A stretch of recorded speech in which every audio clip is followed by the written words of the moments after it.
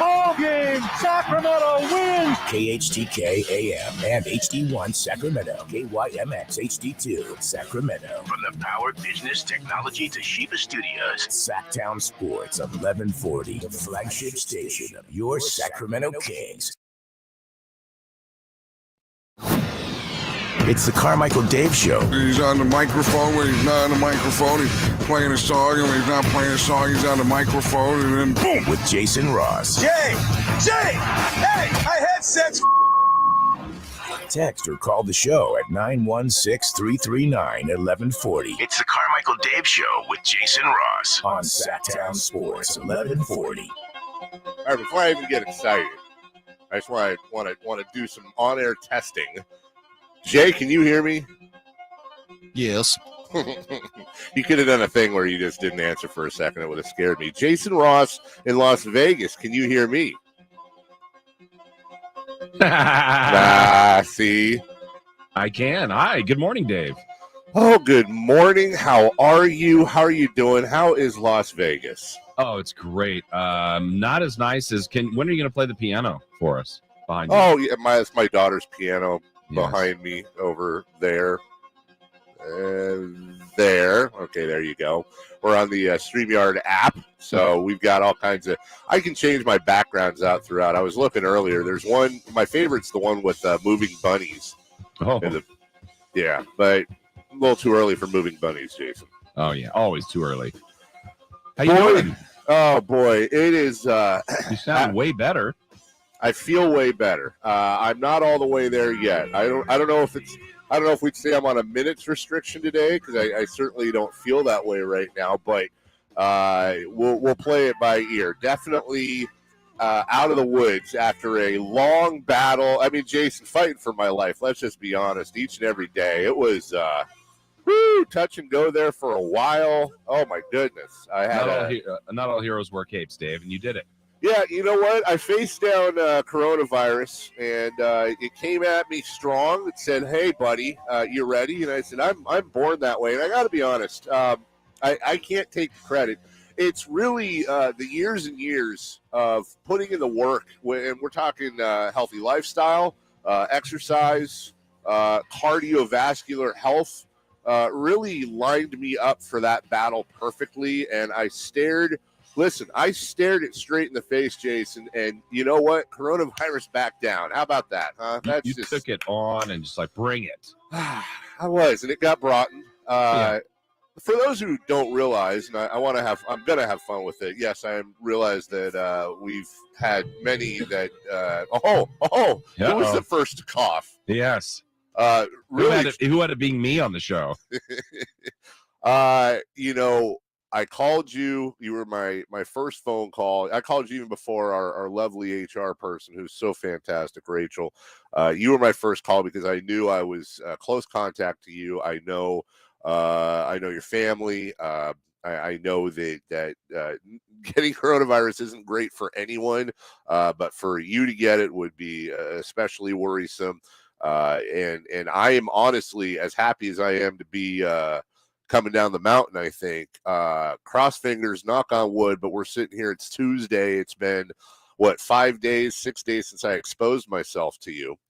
And speaking of HR, and from what we're good. We're good so far. Well, I think today's the day. Like on my behalf. Yeah. I think they told me Tuesday. Yesterday tested negative. I would say 1% of the people in Las Vegas are wearing a mask, and I'm in the 1%. Like in here in the studio, I'm by myself. I don't have to wear masks. Those are the guidelines. But I wore one in, wore one out, wore one. I'm wearing them when I was at the hotel, at the Airbnb. We're going to hear conversations with Keon Ellis and Monte McNair a little bit later. I'm wearing a mask. I can hear it because I know what I'm listening for. But that's fine. I'll do it. The last thing I wanted to do is, I don't know, in a couple of days we hear, Keon Ellis and Monte McNair have tested. I'm like, oh gosh, that was me. If I do have it, and I don't think I do, because today's the day. So could you imagine if like that happened and Jason was responsible for them not winning back-to-back summer league titles? That's not how it would work. You know that it would be my fault, 100%. It wouldn't be. It can't be your fault. I gave it to Jason in this hypothetical situation. That's true. We would blame you. Good point. 100%. What else? Oh, I do. It's not all good news. Although I don't know. I'm really kind of torn on this, and it'll make sense here in a second. But I am not the only victim of this household as of yesterday. Melissa has fallen victim. She tested positive. We did everything. I spent every day quarantined. The times that I did leave just to go outside and get some sun or something, everyone cleared out. I wore one of them K95 masks.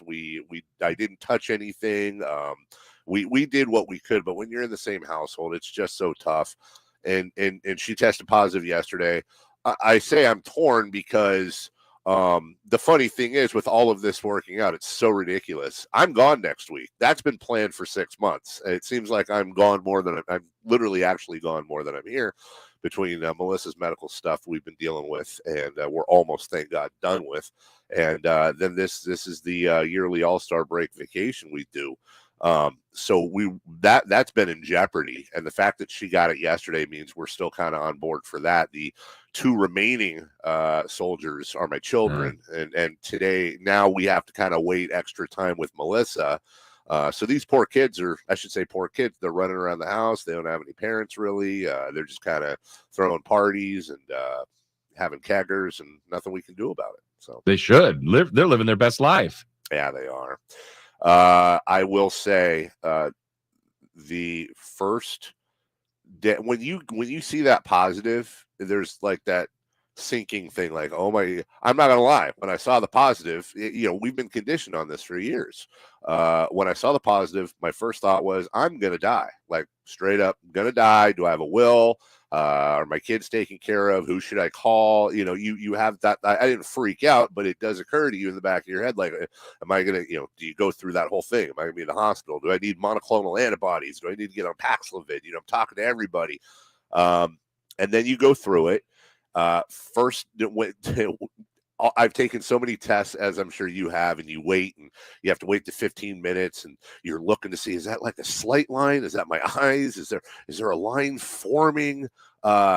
This thing, I literally watched the water go over the testing strip, and as soon as it hit the point where it would say positive, it hit positive. It was a solid line. The second it happened, double tested, and then you're into it. The first day was definitely symptomatic, but then the second, third, and fourth days, I basically slept, and I drank orange juice. I ate a bunch of vitamin C gummies, and I'm on this pill thing of, it's like zinc, vitamin D, vitamin C, and then something called quercetin. I don't know what the hell it is. You get it in the stores. It tastes like I'm chewing on tinfoil, but whatever. I don't care. And the only thing is, you're alone. You're quarantined. That was honestly almost as bad after like the fourth day as the sickness itself. Never got a fever, not once. Did not get a fever. But I did do something that I don't generally do. I usually just watch either sports or West Wing reruns. And I ended up, I finished Picard, the Star Trek show I've been wanting to. And then Jason, oh my God. I started watching the show, and hi, Johnny late to the party, called The Boys on Amazon Prime. Okay. Oh my God, that's probably the most insane TV show I've ever seen. It is hardcore. It is not appropriate for kids. It is highly inappropriate for children, but it's basically a take on the whole superhero thing, completely turned on its neck in a wonderfully disgusting, twisted, crazy way. And I cannot recommend it more. So yeah, it sounds like you're selling it, and then you say to watch. I honestly have never even heard of it. Yeah, Jay, I believe, have you watched it? I want to say I've never heard of it either. The Boys on Amazon. Never heard of it. Wow. It's because people wouldn't shut. It was like that in Yellowstone. Everyone's like, oh, watch Yellowstone. Yeah, I hear people talking about Yellowstone. I've done the Yellowstone. Okay. So Yellowstone is like the one people will really not shut up about. Then there's, you get Peaky Blinders and a few other recommendations, but The Boys has gotten all this buzz. They're in their third season now. I'm actually, Jason, I was on the fence as to whether or not you had watched. Jay, I was sure you did. I cannot It's one of those shows where the first episode hooks you and you're off to the races. I'm now in the middle of the second season, almost done with the second season. Actually, I like I said, it's a mind screw, but in a fun way. I can't recommend it enough.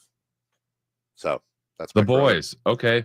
The Boys on Amazon Prime. Sounds disturbed. It's very disturbed. It is ridiculously disturbed. And it's Prime Day, by the way. Has anybody else made any purchases yet this morning on Prime Day? Have you?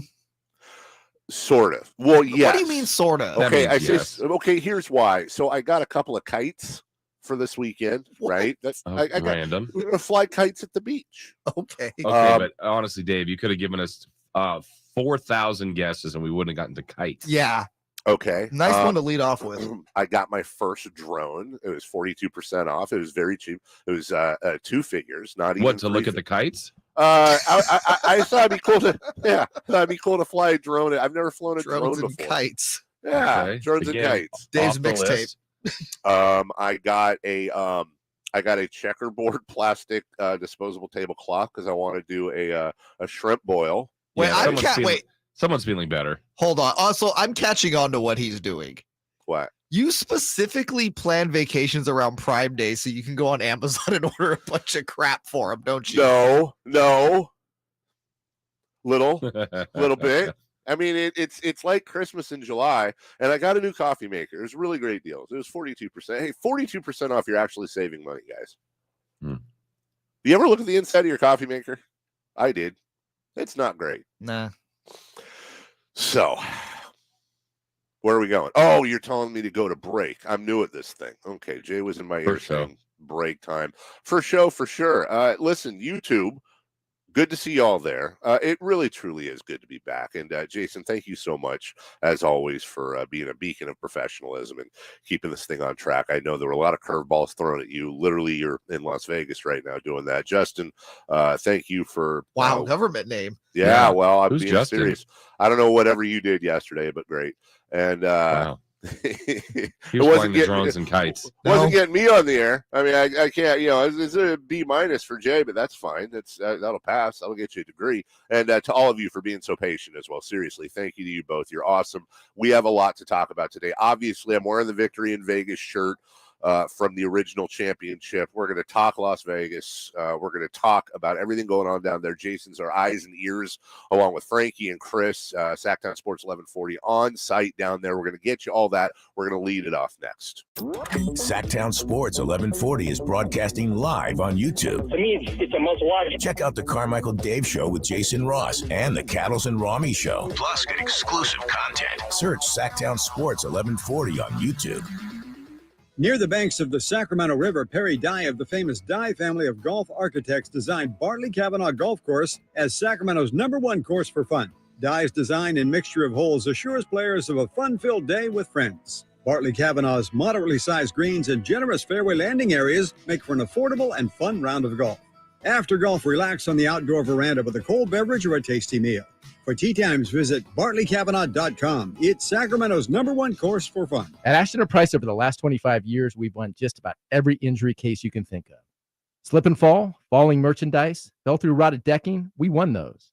Dangerous stairs, falls into holes, dog bites, won them.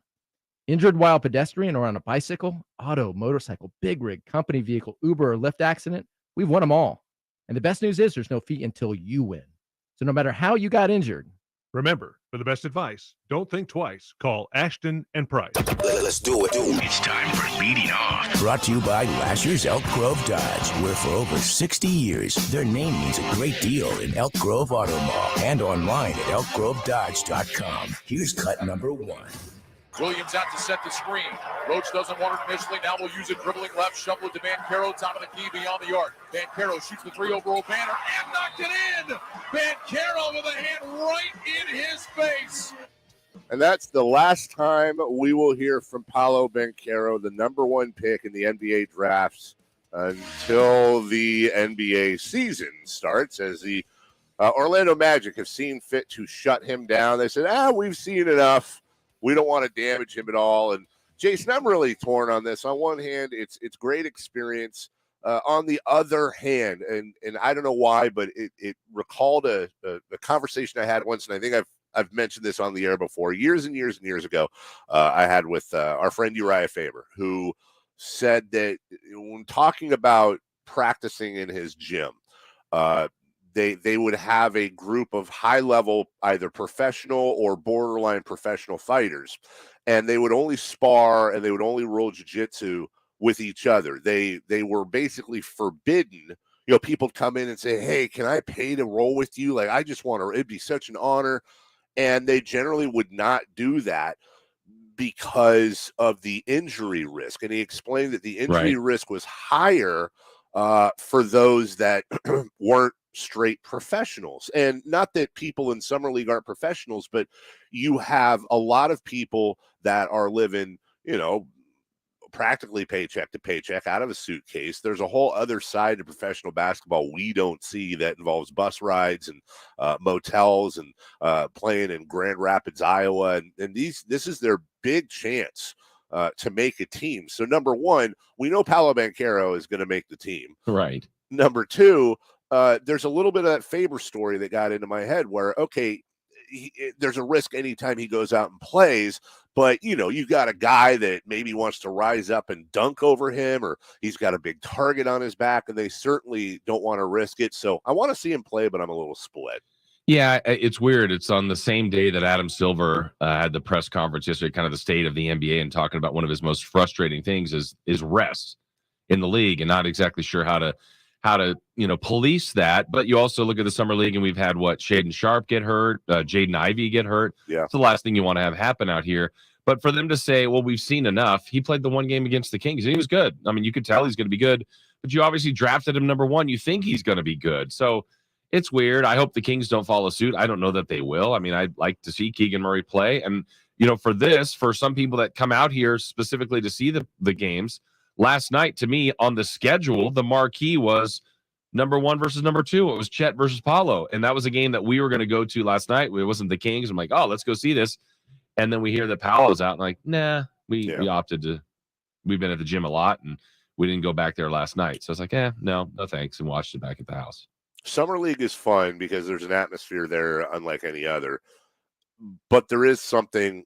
You still get high-level basketball being played, but when you're missing those name picks, when you're missing seeing those people that you've looked at, you've read about, you've read all the mock drafts, you've seen the breakdowns from college or the G League or wherever it may be, G League Ignite. There's something about seeing them on the floor for the first time. No offense to the Frankie Ferraris of the world, right? But when you don't have the Bancheros, when you don't have the Ivies, it does take a little bit away from it. But that's the franchise for them. All right, lot to get to. Number two. Cut number two. Beverly's got it. He'll dribble it out in the corner. The horn will sound. And for just the second time in the last 18 years, the Timberwolves are headed to the postseason. Anthony Edwards, Patrick Beverly up on the scorer's table. They are pumped up and win this one going away 109-104. Well, the play-in tournament has been, by almost all accounts, a rousing success. It has been great for fans. It's been great for, obviously, teams. You saw Minnesota last year really make a story out of that whole thing. And it has been voted on year to year to year as a test. Adam Silver, one thing that he has really, not that David Stern wasn't innovative, because he was, but Adam Silver is really, really pushing a lot of this. We're very much on the brink of having a midseason tournament. The only thing really holding it up is Players Association getting together with ownership in the league to figure out what incentives are and what's an incentive that's going to matter enough to these players to make them actually want to play in what is a European style soccer tournament sort of situation that they've done for years. And we're on the brink of that and a few other things. The play-in, I think, is one of the better innovations. It had been a year-to-year thing, Jason, but they've permanently voted it in now. So for the foreseeable, if not permanent future, we're going to have the play-in as part of the whole playoff situation. And let's remember why. Why was this put in place? Trying to protect the integrity of the bottom part of the standings. And if we look at last year, Dave, I think it fit perfectly of why it was successful. The Kings, for example, and New Orleans both teams that weren't having great seasons, but you get to the trade deadline and both were aggressive. New Orleans says, you know what? We're going to go for it. We're going to add C.J. McCollum and kind of change the direction of our team. Kings did the same thing in a big move to get Domantas Sabonis, where a lot of times in the past, those two teams may be looking at the top 8 and going, well, we probably don't have a chance to get there. So let's either shut it down or back off a little bit. Both were aggressive. Now it worked better for the Pelicans than for the Kings, but I think that's good. You had two non-playoff type teams that went for it, that were super, more aggressive. And I think that's the idea behind this. And the chance for more teams being available to make the postseason is better for the league, I think. The only thing that I would like to see adjusted, and I'm not completely sold on this idea, but I'm leaning towards it, is I would like to see some sort of reward given to the teams that do make the play-in draft-wise. And you may argue the reward is you get a chance to get into the playoffs. But I mean, I'd like to see something like having all the teams that make the play-in, they get some sort of increased lottery chances at the number 1 pick, and then you reset the balls after that. Something like that. That I think there's something with the play-in, Jason, that could help with tanking. But it's a longer conversation. Yeah, but I mean, again, to your point earlier, Dave, if they can find what that catch-all is, Adam Silver will do it for right or wrong. Like, I think they're gonna, you brought up the midseason tournament. I'm kind of torn on that. I like the concept. I just don't know if the league will get into it, but I think they're going to try it. Real quickly, number 3. Cut number 3. Swing and a miss. He struck him out. Ball game over. Diamondbacks win. Kelly win. Melanson save. 4-3. Your final score, and a good start for the Diamondbacks here in the Bay. First home loss to the Diamondbacks for the Giants in 2 years. And they're actually under 500 against Arizona this year. The Giants are on a schneid. The A's are just permanently schneiding right now. Yeah. There was some movement with Howard Terminal since we last spoke to y'all. Some good movement. And a real interesting note I want to get into later involving, the Golden State Warriors and the Oakland Athletics, kind of indirectly, and something that I think A's fans would want, maybe even more than a new stadium, Jason. We'll have to get to that a bit later. In the meantime, Richard Jefferson, Richard Jefferson, refereed a quarter last night in a summer league game. That's going to be an interesting story. And we've talked about this before. Here we go. Allegedly, the Department of Justice is turning its eyes not just on the those January 6th hearings, but coming soon, you may see some PGA executives in front of committees as well. We'll get to all that right after this. It's Sacktown Sports 1140. You wanted more Kings coverage? Online at SacktownSports.com. More Niners, more Raiders. SacktownSports.com. This is Sacktown Sports 1140. 1140. Great, and the purchase markets are doing this thing and that thing. Shelby, as I always say, you're the captain of the ship that gets everybody through those waters. What's going on over at United Wholesale Lending? We are heavily focused on purchase business right now. This is the time of year, I know. You would think more people go and see houses, but how is that working as opposed to rates scaring people? Are we still seeing that huge influx of people going out there? Well, there's some more inventory that's coming onto the market, and the market is shifting from a seller's market to a buyer's market. Even with the interest rates going up, now the market is kind of softening up and making it easier for home buyers to get their offer accepted and also to get a better deal. You can pre-approve them on the phone in under 15 minutes without even running their credit. But what you also do is you give them the exact things they need to knock out personally so that they can get into homes. That's exactly right. We create a roadmap to get them in the position to buy a house. RefinanceWithShelby.com. That's RefinanceWithShelby.com. NMLS number 279051. BRA number 01864354. Did you know about 1/3 of our lives is spent sleeping? Hi, this is Franklin Rosen with a word about Naturewood Home Furnishings. If we're going to spend that much time in our bedrooms, then our bedrooms ought to reflect our personalities. I remember many weekend mornings when our kids would jump into our beds trying to coax us to start our days more on their schedules than ours. Naturewood Home Furnishings' huge bedroom sale is here, and there's no better time to find the perfect accent piece for your bedroom, or even better, to start fresh by designing your bedroom to fit your lifestyle. From a new mattress and foundation to dressers to nightstands to lamps and more. Naturewood Home Furnishings will help you create a space from simple to luxurious and anything in between. Just drop by and let Naturewood's team help you envision a bedroom fit for 1/3 of your life. Visit Naturewood Home Furnishings right now for this remarkable bedroom sale. Off Highway 50 at Hazel, look for the water wheel. If you want to hit the golf ball farther and straighter, the Hagen Oaks Player Performance Studio offers you the opportunity to experience the same technology and major brands used to fit PGA and LPGA Tour professionals. The Hagen Oaks Player Performance Studio is an indoor facility that opens onto the driving range so you can see your all-important ball flight. With the advantages of cutting-edge technology and analyzing your ball flight, the Hagen Oaks professional staff will make you a better player.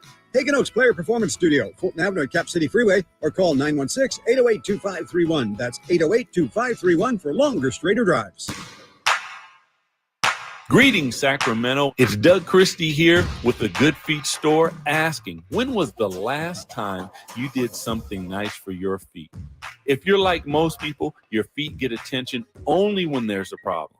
That can mean something painful, maybe real painful, like plantar fasciitis. That was me. I counted on my feet to make a living, but ignored them until almost too late. Fortunately, I found the Good Feet store, got my free personalized fitting and test walk, and in 20 minutes, I left with my expertly fit Good Feet 3-step arch support system. The pain was no more, and my feet have never felt so comfortable. I'm a Good Feet believer, and you can be too. Come in for a free fitting and test walk. Visit the Good Feet store in Sacramento, Roseville, Stockton, and Modesto. Online at goodfeet.com. Did you book the Townsend's 10th anniversary ticket? Alona's travel agency is overbooked and experiencing delays. She needs to land a new project manager to clear her business's runways. Yes, Mrs. O'Hara, we checked. Pygmy goats do not count as emotional support animals. Indeed can help her hire great people fast. I need Indeed. Indeed you do. You can schedule and conduct virtual interviews all from your employer dashboard. Earn up to $500 in sponsored job credits by interviewing on Indeed. Visit Indeed.com/credit. Terms and conditions apply. At Lowe's, every pro is an MVP to us. That's why we're introducing MVP's bonus points to our rewards and partnership program. It's the only pro loyalty program where you can earn points just by downloading our app or shopping select items by trusted brands and more. Then redeem your points for rewards that level up your business. Join MVP's Pro Rewards today and earn your first 1,000 points.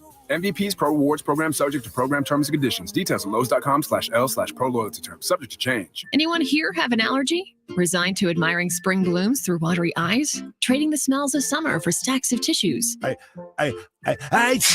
We'll take that as a yes.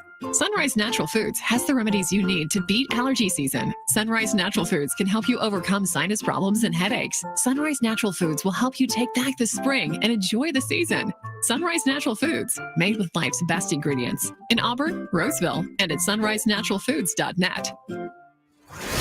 Broadcasting live from the NBA Summer League in Las Vegas. It's the Carmichael Dave Show with Jason Ross. Brought to you by Power Business Technology. Visit them at powercopiers.com. Yes, thanks, Power Business Technology, for helping us out. As always, Jason Ross, Frankie, Chris, almost the entire crew from Sacktown Sports 1140 in Las Vegas for all your Summer League coverage as the Kings look to get their second straight championship, third straight overall, and for the very first time, Jason, a replica ring. I know you're not a loon like I am, but was there any thought when you heard that there would be rings? Would you be purchasing one? No, my stance has been, because I don't know if the Kings will win this year. They already have the one loss. They're going to need some breaks here. But I said, you know what, let's get some retroactive ones, 2014, 2021. And those are past champions. Let's get some rings going. Let's go. I think so. I would be the idiot rolling around with the replica ring, just for fun. Listen, and by the way, shout out to the 4 people on social media. They're like, I don't understand with big guys. It's Summer League. Like, why are you getting so excited? Okay, relax, Turbo. Because it's a cool ring, bro.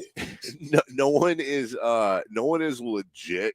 Like, oh, you know what? This team has been mired in 16 years of failure, but we've got that Summer League championship, and really that makes it all better. No, you're going to have – it's the same thing if we make the play-in. That doesn't count as the playoffs. We've established that. But dude, when you are in the desert, starving and dying of thirst, and somebody throws you, I don't know, a crystal geyser, you're not going to complain that it's not Fiji or Avion. Yeah, right? Turbo. Yeah, turbs. Jeez. Everybody calm More like down. Turdo. Yeah. Yeah. Got him, Jay. And I got to ask you, I apologize, of course, making it all about myself in the open. How is you're now at the KHTK Las Vegas Palace? How is that going? Oh, great. Yeah, that's really nice. Both locations that I've been have been great. The hotel and then now out off the strip at the Palace, as you referred to it. Yeah, it's nice. So I know that Chris and Frankie, I was very curious about this.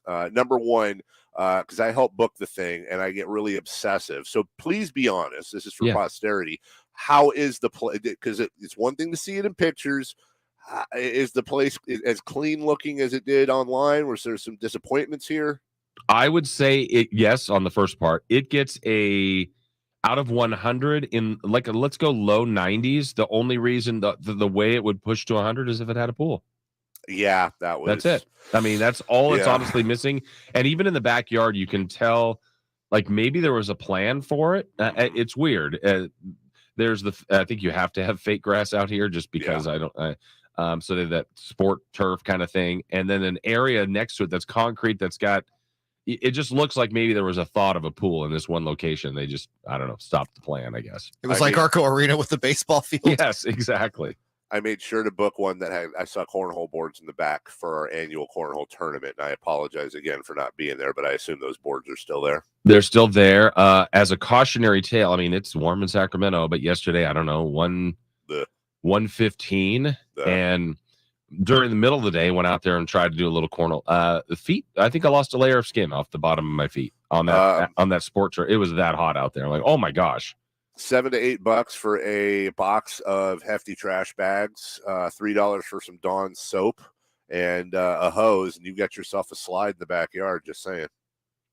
Oh, hose, got it. Hose. Yeah, he is in Vegas, you know. Yeah, I had to remember where you're going with there. Okay, gotcha. And then the last thing, because I really was curious about this, and I didn't mention anything. I just wanted to find out when we got there, when I was scheduled to go. Which one of them had the cojones to take the master? Who's your guess? So it's interesting because you weren't going to get there until Sunday. Neither was you were going to get to that house on Monday. I was going to get there Sunday. Frankie and Chris got there Friday. So it's like, are they going to leave the master for one of us being the senior members of staff? Or are they just, hey, listen, we're here first, finders, keepers. It's totally fair. I'm going to say based on, oh gosh, this is tough. Should have saved this for Friday Fun and Games. I'm going to say Frankie took it. Okay. I think it was mentioned to me in a call before. Like, I'm like, oh, take whatever, go for it. I don't need it. Whatever. It's a bedroom. So I don't know if they were just being nice or saying that, but then when we arrived, the master bedroom is taken by Chris Watkins. Wow, Chris Watkins took the master. Yeah. Oh, wow. Yeah, and the other big mystery, they're like there was a couple bedrooms still available, obviously because you weren't there, and they said, all right, this is probably the better bedroom, is what they said that they for me to choose from. They said the only concern is look at this bathroom, and there's nothing wrong with it. It's honestly the smallest bathroom, but it's in a bedroom, right? And it's where, like, literally, Dave, if I'm sitting or standing, but let's say sitting at the toilet, like your knee is up against the vanity. Oh, really? And then the vanity is right next to the shower. Like the entire bathroom size is probably what a normal shower would be, but there's a shower, a vanity, and a toilet. Well, the good news is if you need to brace yourself for any reason, you have something. I'm locked in. Yeah, but I actually have it in the bedroom, so I felt like it's. Okay. And I have two queens, so hello. I had two queens in my room last night. King of the I'm not touching that. King of the Castle, Chris Watkins. Yes, and it's upstairs. Yeah, it's up to. I haven't even been up there. It's like uncharted waters. I don't think I'm allowed. I haven't ventured up there. That's Chris's spot, dude. You're just it's his. Forget that you've been at the station 30 plus years. Forget all that. Chris just rolls in and snatches the master. Yep, puts you in the bunk beds. Yeah, they picked me up, but I ride in the sidecar. Tiger Woods will never be in a sidecar. He is always driving when it comes to golf news. That's a great segue. Coronavirus and all. He went after the LIV golfers. Yeah, he did. A little bit. He when asked, and you knew he was going to get asked because the big British Open, or the Open, as you're supposed to call it, starts on Thursday. Tiger is in Europe with everybody else getting ready to go. And he said, I disagree with these guys going. I think what they've done is they've turned their back on what's allowed them to get into this position. Who knows what's going to happen? Again, I'm quoting here from Tiger with the world ranking points and all that. They may and future majors, right? They're allowed, or they were allowed the U.S. Open at the time, but he just like, why would you risk that? And Tiger's just cut differently. I don't know if it's, hey, back in my day, because Tiger's one of the older on the tour, right. But his goal has always been to win every major possible. These other guys in the future could be costing them opportunities at playing in those majors. And I understand where he's coming from there, and it is a risk. I don't think there's a mystery. It's the money. It's a lot of money that they're getting paid to work less. No one's saying, Greg Norman and this tour really it's very innovative, and I like the team format. They don't care. They're getting, I don't know if anyone saw the video of them all on the chartered plane. It's insane. It's like a flying nightclub. These guys are getting paid more in one tournament than some of them made in dang near their entire careers. And you're talking decent names, not to mention whatever their signing bonuses were. It is the money 1 trillion %. I'm still a little split on this, Jason. I've always been a little split on this, but there is something about Tiger Woods, who has made over $1 billion, and good for him and well earned at golf, a little bit hollow for me when you've got Tiger Woods making that much money and then turning to these guys like, well, you're turning your back on what got you here. No. What got them there was they're very good at golfing, and that's how they got there. They had actually qualifying tournaments and rise up, and some of them went to Korn Ferry and did the whole thing, and that they got to that level because they're very good at golf. And Monahan, the PGA Tour in general, have completely fumbled this from day one. And now, as predicted, the Department of Justice has opened an investigation into the tour's handling of these players, citing anti-competitive behavior. This is not something baseball would have an issue with because of that antitrust exemption. The PGA does not enjoy that. Now, player agents are confirming that they and their clients have been contacted by the Department of Justice. This is going to be a very, very interesting thing as we play this out legally, because the PGA is acting like it's a monopoly. They are trying to do things seemingly very much up front. I'm not a lawyer, but it seems very much up front that they're trying to do things to stifle that competition. In the end, I don't think it's going to work out for the PGA whatsoever, Jason. Yeah, I'm, the Department of Justice angle of this, I wonder what they're going to come up with, or in their investigations, which, not that they lean towards anything, they're trying to become, allegedly fact finders in all this. But I don't know that there was any malpractice necessarily in this, but just what are they going to find out of this? That'll be really interesting. I think the angle they're going to look for is that PGA players, again, who are not guaranteed money when they go to many of these PGA events, they're technically independent contractors. They're responsible for their own expenses, their caddies, their trainers, etc. So each PGA player is in themselves their own business. Yeah. And for a business like the PGA, they're not employees of the PGA, they're contractors. So when the PGA says, well, if you go work here, you can't come back and work here, I think the DOJ's point is going to be that's an anti-competitive practice. That's an issue. You can't do that. And I think you're eventually, and let's put a bookmark in this down the road, but I think what's eventually going to happen is they're going to say you got to assign world ranking points, and the PGA has absolutely no right, if these people qualify, they have absolutely no right to bar them from any of their tournaments. But we will see. All right, we will take a break. Lots of stuff going on down in Vegas. Jason Ross, especially down there hanging out. We got to get to Richard Jefferson refereeing a summer league game. Jason watched that on TV. That was quite interesting. We have a big name change in the world of football as well. And some thoughts on Jets quarterback Zach Wilson. Didn't have the best rookie year, but hey, he's New York Jets, so what else could go wrong? We'll get into some other sports stories next. Sacktown Sports 1140 is giving you more NBA Summer League access than anyone else in Sacramento. Keegan Murray is getting buzzed. Like, he's a really good player.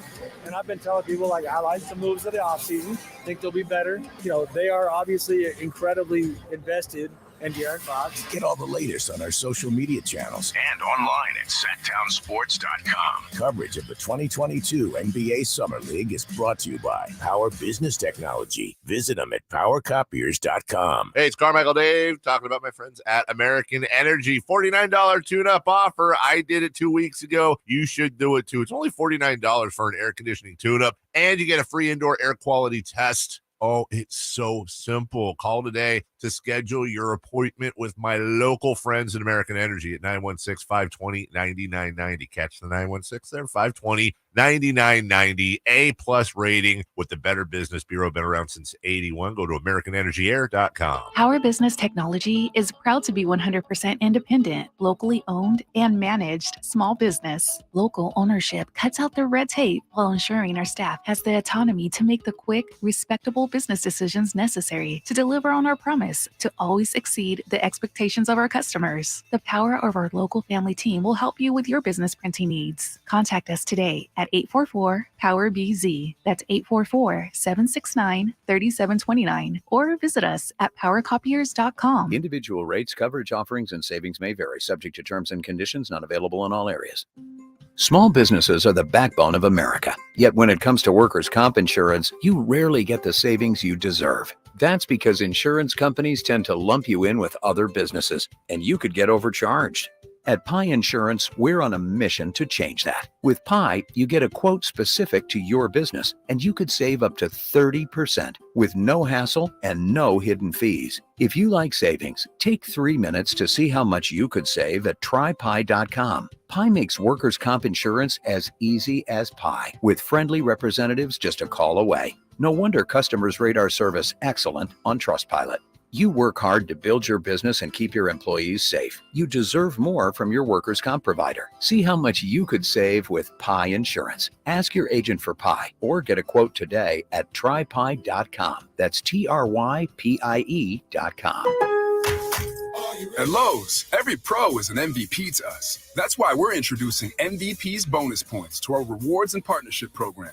It's the only pro loyalty program where you can earn points just by downloading our app or shopping select items by trusted brands and more. Then redeem your points for rewards that level up your business. Join MVP's Pro Rewards today and earn your first 1,000 points. MVP's Pro Rewards program subject to program terms and conditions. Details at lowes.com/L/pro loyalty terms. Subject to change. Hey, hot dogs, sausages. Maybe instead of using a stadium vendor to feed the office, we should have just ordered through Easy Cater. I got nachos here. Nachos? Yeah, right here. Thank you. Yeah, I mean, it was fun at first, but it is kind of disruptive. Cheesesteak here. Who wants a cheesesteak? Over here. Coming at you. Oh, right in the face. Some food just doesn't work at work, but Easy Cater just does. Food for work on time and as ordered from over 85,000 restaurants. Order 24/7 at easycater.com. To you, my love, my heart I surrender just as soon as I deal with yonder fender bender. Cause my ice cream truck is the way I make cash. So I'll buy you a ring when I lose this dress rash. Owning a small business isn't always as lovely as it sounds, but at least Progressive Commercial saves you money with personalized discounts. Get a quote in as little as 6 minutes at progressivecommercial.com. I'm gonna make you so happy sometime next year, I hope. Progressive Casualty Insurance Company and affiliates. Coverage and discounts not available for all vehicles or states. Policy terms and conditions apply. What's your name? I am Nathan. This is Sean. This is Wanye. And we are Boys to Men. The greatest R&B group of all time is back. Boys to Men in concert. Saturday, July 30th, Thunder Valley Outdoor Amphitheater with High Five, Father MC, and Shy. Tickets on sale now. For the summer concert schedule and to purchase tickets, visit ThunderValleyResort.com. Boys to Men. Broadcasting live from the NBA Summer League in Las Vegas. It's the Carmichael Dave Show with Jason Ross. Brought to you by Power Business Technology. Visit them at powercopiers.com. I hope we get to give away tickets to that Boys to Men show. I bought them. I'm going. Nice. I'm absolutely... I love Boys to Men. I think they have stood the test of time. No offense, Father MC. No offense, Shy. What's that? If I ever fall in love, very good. Yeah, thank you. The acapella one, and no offense to any of them. I will father MC and I will shy away, but then you had to do that. Get me Motown Philly, End of the Road. Yeah, all that. Just come on, man. Boys to Men for a stretch in the 90s when high school Carmichael Dave was. Yeah, that was it. Hey, did either of you attempt a Boys to Men song to a lady that you were, on the trail for, so to speak, back then? You mean like to sing it? Yeah, like try to be all romantic with it. I feel like you did that, Jay. Yeah, I do too. Like, this is about you guys. You're the host. We're not talking about me. Caught him. I will tell you. I don't want to tell you this, but I will tell you that my junior year, our choir. Wow. Yeah. Wait, our choir, like your choir? Our school choir that you were in? We were in Washington, D.C. Choir Michael Dave. Choir Michael Dave. That's not going to get old, is it? Huh? And I will never forget one of the guys in the band, Eric Townsend, as a matter of fact, grabbed 5 of us. Does Ace pre-games now. We tried to do a acapella version of "It's So Hard to Say Goodbye to Yesterday" because we were going to surprise our teacher with it. Let me tell you, not easy and didn't work out well, but we tried. We gave it our best. And this was back where, like, what was it? Like, everyone, you had, remember the movie Malcolm X came out and you had the X hats.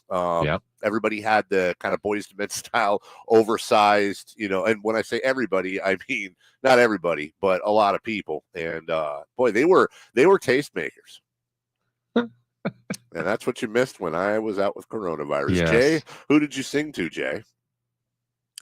All right, so we have to move on here because this is a sports show. We haven't talked about Dick Jefferson refereeing. Did it work? Richard Jefferson or me? No, you. Did it work? Did you pull it off? No pun intended.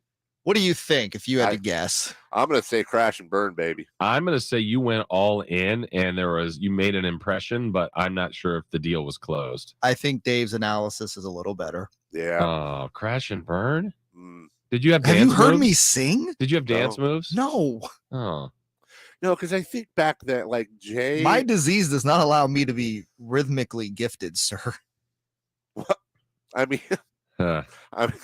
really, though? No? Bro. No, I'm just saying. You honestly. also suffer from Caucasian. It's not a thing. Oh, okay. I didn't know which. Wow, what disease do you think I was talking about? I didn't know which road we were going down. Either way, the end of the road. Yeah, exactly. I applaud the effort. Good for you. And it was her loss. Let's be honest. It was her loss all these years. Let's see. It's so hard to referee a basketball game. As Richard Jefferson found, I was trying to do a Boys to Men corollary there. How did that go? And do you have any idea why that happened, Jason? Why was Richard Jefferson refereeing a game? I don't know why it happened, but boy, they made a big deal of it. And I thought it was funny that his very first call was overturned by another ref. It was just an out of bounds play and they overturned it.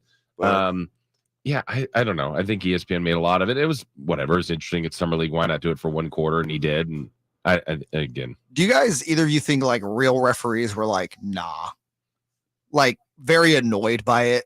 No. And here's why. I will tell you. Well, I can't say that for sure, but let me tell you why I think it's a wonderful idea. Once upon a time, I worked a year in sales at KHTK. And it's the best thing I've ever done because I got this understanding of how I thought about sales and salespeople when I went in, and then when I got done, and the respect I had and the understanding for what they do to make the station go round and how they are constantly crapped on. I think it's a wonderful idea. And we talked about Adam Silver innovating.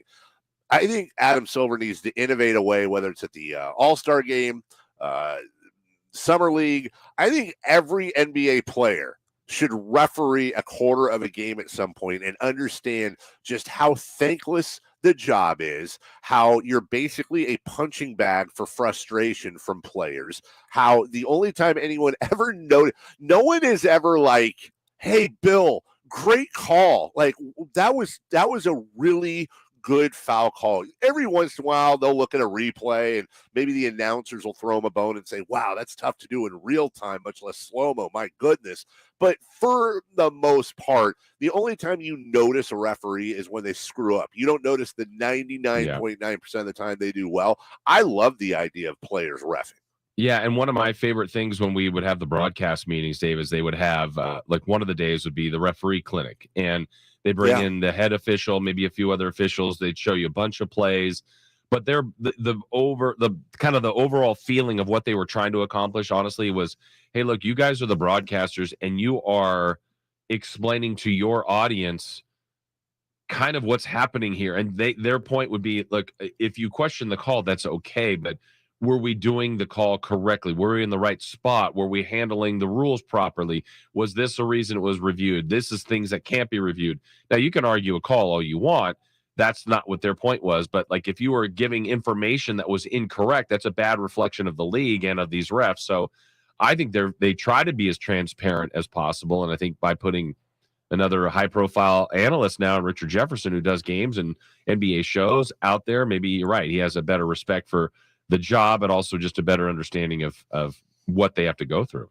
Earl on the YouTube chat, and make sure to join us at Sacktown Sports 1140's YouTube channel. Hello to everybody out there. Earl says it's a big deal because Richard Jefferson always seemed like a boisterous finger pointer during his time in the league, and now he gets to have the finger pointed at him. Why did I miss when Richard Jefferson was a boisterous finger pointer? No, but we're going with that from now on. Sure, why not? Richard Jefferson kind of always, like, he wasn't like Rip Hamilton calm, but I never really remember Richard Jefferson being that crazy on the floor, and maybe I just missed it. Yeah, he wasn't Rasheed Wallace. No. Oh, Rasheed? Rasheed was fine. Yeah, you're right. Yeah, he was fine. He's Rasheed just was here so he at doesn't get fined. Let's see. What do we got here? The Pittsburgh Steelers have changed their naming rights. Now, Heinz Field is how it's always been known. And now they've changed it. What the It's hell like some insurance company out of Michigan. Yeah. I'm like, what are we doing here? Acrisure Stadium. Sure, that just rolls off the tongue. Like, isn't that the thing where you get the pins stuck in you on the massage table? Sure, very close. Yeah. Acrisure. Yeah, No, that's Acropuncher. Acrisure. Well, you know what? It's whoever pays for it. Like Heinz That's Field. true. It's the same thing. Let's be honest. I asked this question, might have been to you guys not that long ago, which was, are you used to it being are you used to it being Golden One Center yet? Or is it still Arco? And I think everybody understands it's Golden One Center. But if we were still in the old building, I don't know that Golden One Center that people would be used to that yet. It would still be Arco. Easy. It's always power balance. Pavilion Yeah, I for was me. gonna say. Excuse me. But to your point, I always called it Arco, even when it was the notorious PvP or when it was Sleep Train. Yeah, I don't. Acrisure State. Well, whatever. What is it? Crypto.com. I can't wait for that. That's on the. Those guys go bankrupt. What are they going to do? Are they going to be Power Balance Pavilion Part 2 down in LA? Maybe. All right, we'll take a break. Home Run Derby has been announced, and we've got some interesting folks in the Derby. In case you're saying, well, I don't care about the baseball all-star game or the Home Run Derby, I hear you. That's fine. But we're going to talk about whether or not the Home Run Derby is the best all-star showcase in all of sports. I'm going to tell you whether it is or isn't doesn't matter. What should be, but what isn't and will most likely never will be the best showcase in all-star sports for all the major American sports. We'll do that next. Breaking news, the latest happenings with your favorite teams. You ever wonder about what the heck all these kids are doing on computers all the time? Stay up to date with all of it by following us on Instagram and Twitter. Excuse me, gentlemen, a little update for you. At Sacktown 1140. Nobody protects you from mayhem like Allstate. I'm a speed bump. Did you hear what I said? I'm a speed bump. And if you have cut rate car insurance, the cost to reattach your muffler could really be a bump in the road. So switch to Allstate, save money, and be better protected from mayhem, like me. Based on coverage and limits selected, subject to terms, conditions, and availability. In most states, prices vary based on how you buy. Allstate Bar and Casualty Insurance Company and affiliates, Northbrook, Illinois. Safe is such a great word. Hi, this is Frank LaRosa for Safe Credit Union. Safe just makes me feel secure with a sense of comfort. And in these turbulent times, finding anything that makes you feel protected is good for the soul. Being a member of Safe keeps your money local, gives you access to lower rates and higher dividends, while also giving you a sense of comfort that comes from knowing that your money is, well, safe. Safe Credit Union is insured by NCUA. Near the banks of the Sacramento River, Perry Dye of the famous Dye family of golf architects designed Bartley Kavanaugh Golf Course as Sacramento's #1 course for fun. Dye's design and mixture of holes assures players of a fun-filled day with friends. Bartley Kavanaugh's moderately sized greens and generous fairway landing areas make for an affordable and fun round of golf. After golf, relax on the outdoor veranda with a cold beverage or a tasty meal. For tee times, visit BartleyKavanaugh.com. It's Sacramento's #1 course for fun. Did you know about 1/3 of our lives is spent sleeping? Hi, this is Frank LaRosa with a word about Naturewood Home Furnishings. If we're going to spend that much time in our bedrooms, then our bedrooms ought to reflect our personalities. I remember many weekend mornings when our kids would jump into our beds trying to coax us to start our days more on their schedules than ours. Naturewood Home Furnishings' huge bedroom sale is here, and there's no better time to find the perfect accent piece for your bedroom, or even better, to start fresh by designing your bedroom to fit your lifestyle. From a new mattress and foundation to dressers to nightstands to lamps and more. Naturewood Home Furnishings will help you create a space from simple to luxurious and anything in between. Just drop by and let Naturewood's team help you envision a bedroom fit for 1/3 of your life. Visit Naturewood Home Furnishings right now for this remarkable bedroom sale. Off Highway 50 at Hazel, look for the water reel. Greetings, Sacramento. It's Doug Christie here with the Good Feet store asking, when was the last time you did something nice for your feet? If you're like most people, your feet get attention only when there's a problem. That can mean something painful, maybe real painful, like plantar fasciitis. That was me. I counted on my feet to make a living, but ignored them until almost too late. Fortunately, I found the Good Feet store, got my free personalized fitting and test walk, and in 20 minutes, I left with my expertly fit Good Feet 3-step arch support system. The pain was no more, and my feet have never felt so comfortable. I'm a Good Feet believer, and you can be too. Come in for a free fitting and test walk. Visit the Good Feet store in Sacramento, Roseville, Stockton, and Modesto. Online at goodfeet.com. Hi guys, it's Andrew with Coastside Clinic. Are you struggling with ED and sick of the pills? Well, we have a major medical breakthrough. The WAVE technology at Coastside Clinic was tested by Cambridge University and the Cleveland Clinic, and the results are in. It's proven to increase blood flow by repairing blood vessels. No pills and no side effects. If you're ready to put a stop to your ED by treating the root cause, call us now. And not only will the assessment and blood flow ultrasound be free, we'll also include something unique. I don't think I've ever seen it fail. This is a $600 value, free to those that call in the next 2 minutes. 916-603-2000. That's 916-603-2000. Guys, put a stop to your ED and get your love life back. Call Coastside Clinic now to qualify. 916-603-2000. That's 916-603-2000. From the Power Business Technology Toshiba Studios, KHTK AM and HD1 Sacramento, KYMX HD2 Sacramento. We are the home for the Kings, Raiders, the NFL, and the A's. It's Sacktown Sports 1140. It's the Carmichael Dave Show. He's on the microphone when he's not on the microphone. He's playing a song, and when he's not playing a song, he's on the microphone, and then boom. With Jason Ross. Jay!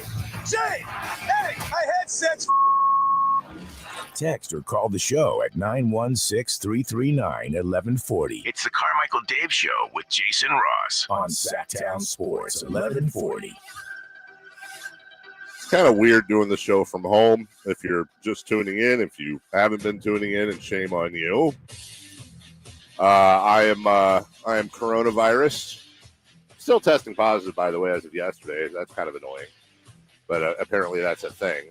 So I'm at home. Jason's in Vegas. I will return to the studio a week from Monday because of previous scheduling, and then I believe we'll be full strength. Jason? No, not that day. No, that's you're off next week. I'm off the week after. Oh, that's right. Sometime in October. Yeah, that's about when the Kings get going again. Yeah.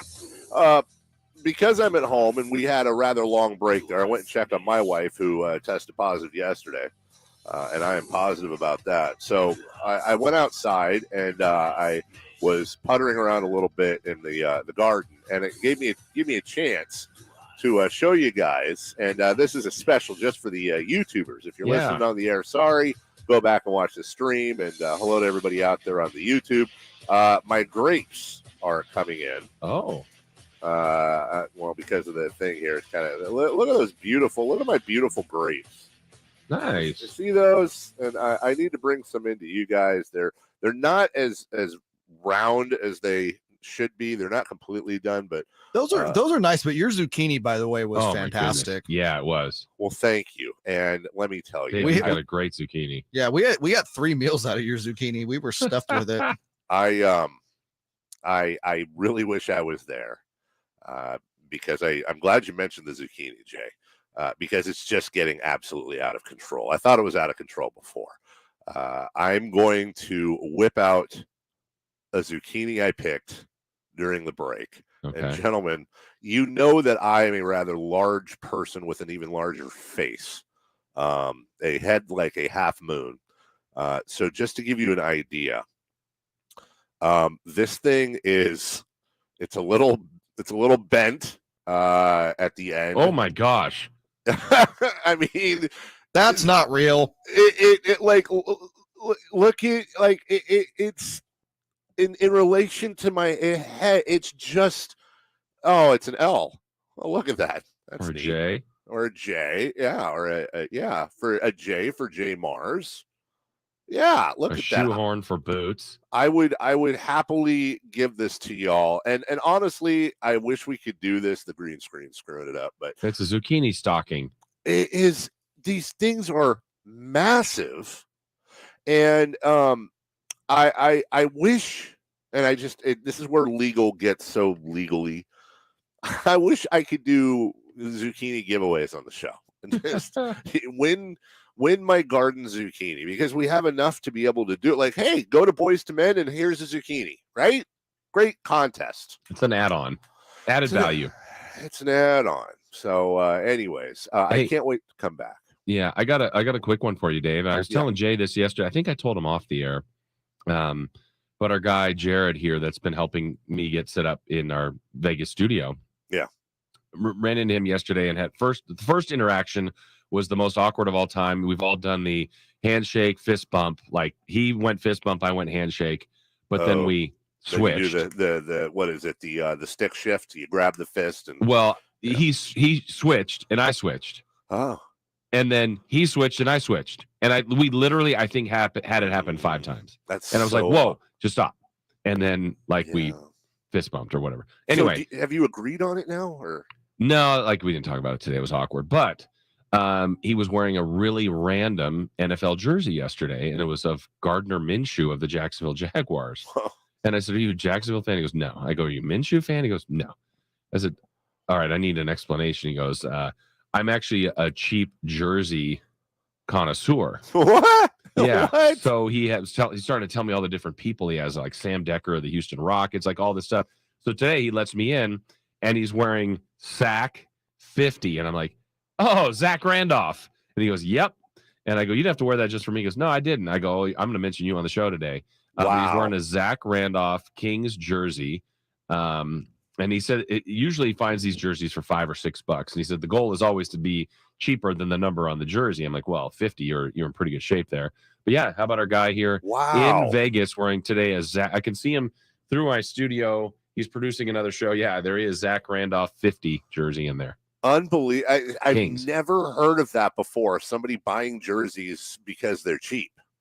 That's what he's doing. And they're just total rando. Like, I appreciate that. I'm actually looking forward to tomorrow's person. I'll let you know who it is tomorrow. Let me see here, Jason. It's not that I am not. We just happen to be next to my closet where I keep all of these. Like, I could show you like the most random jerseys. Yeah, this green screen sucks, but like I have a Joe Namath jersey. Why do I have a Joe Namath jersey? Because I went through a stretch where I just bought jerseys, and I think does everybody go? Have you ever gone through that stretch? I have not. I'm not a jersey guy. You're not a jersey guy? Not really. Okay. Well, I can't wait to get my home run derby jersey. Hey, how you doing? As the home run derby is coming together, including Ronald Acuna Jr., Albert Pujols, Pete Alonso, who just mashes in this thing. It sounds like Giancarlo, formerly Mike, Giancarlo Stanton, will join that field as well. And it brings us to the home run derby in general. I enjoy it because I think it's awesome. It's just one of those things that's so amazing to watch. And anyone who's ever at any level, I mean, most of us have had our own little home run derbies growing up. You know, Sure. we used to go to, we used to walk to ride our bikes to Star King Junior High, and because they had a fence, and not the like major league fence, but you know those little league fences where you could actually get it over fairly regularly, and we'd all. Like the five of us, we'd have a big knapsack of old baseballs, about 15 or 20. And you get, four guys in the outfield, one poor bastard that's pitching who every once in a while gets pegged in the back. And then you're sitting there with the aluminum bat. And that's a heck of a summer, Wednesday afternoon, if you will. We've all done that. But even doing that at that dumb little kid level, it's taxing. It's hard to do that for that length of time. And these guys are doing it for a while. So there's stamina, there's power, the whole thing. I really do actually enjoy it every year.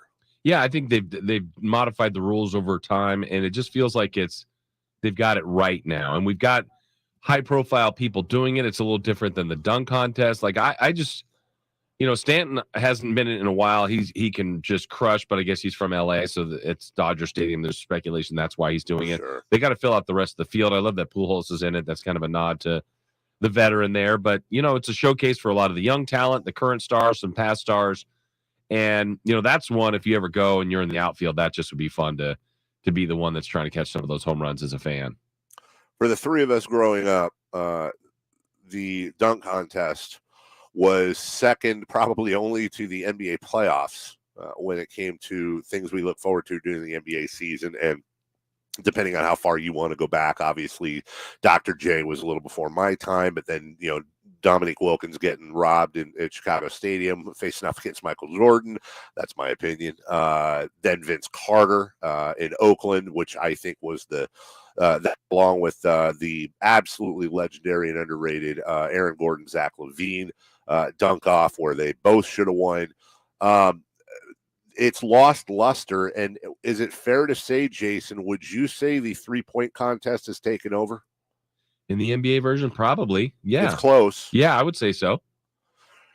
So I don't know if I would take the home run derby over the 3-point contest. I think they're very close. Really?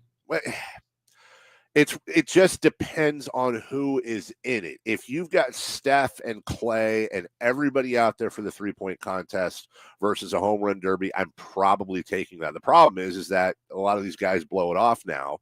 And the dunk contest is just really, it's, Fred Smith and then up and coming rookie face off. And then you realize, oh my God, this guy can really dunk.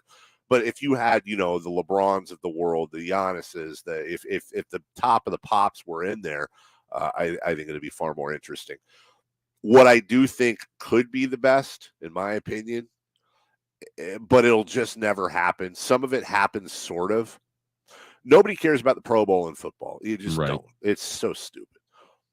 But what I wish they did on a regular basis is I wish they kind of went back to just the straight skills. Like, for example, I want to see Tyreek Hill versus whomever to see who is the fastest man in the NFL.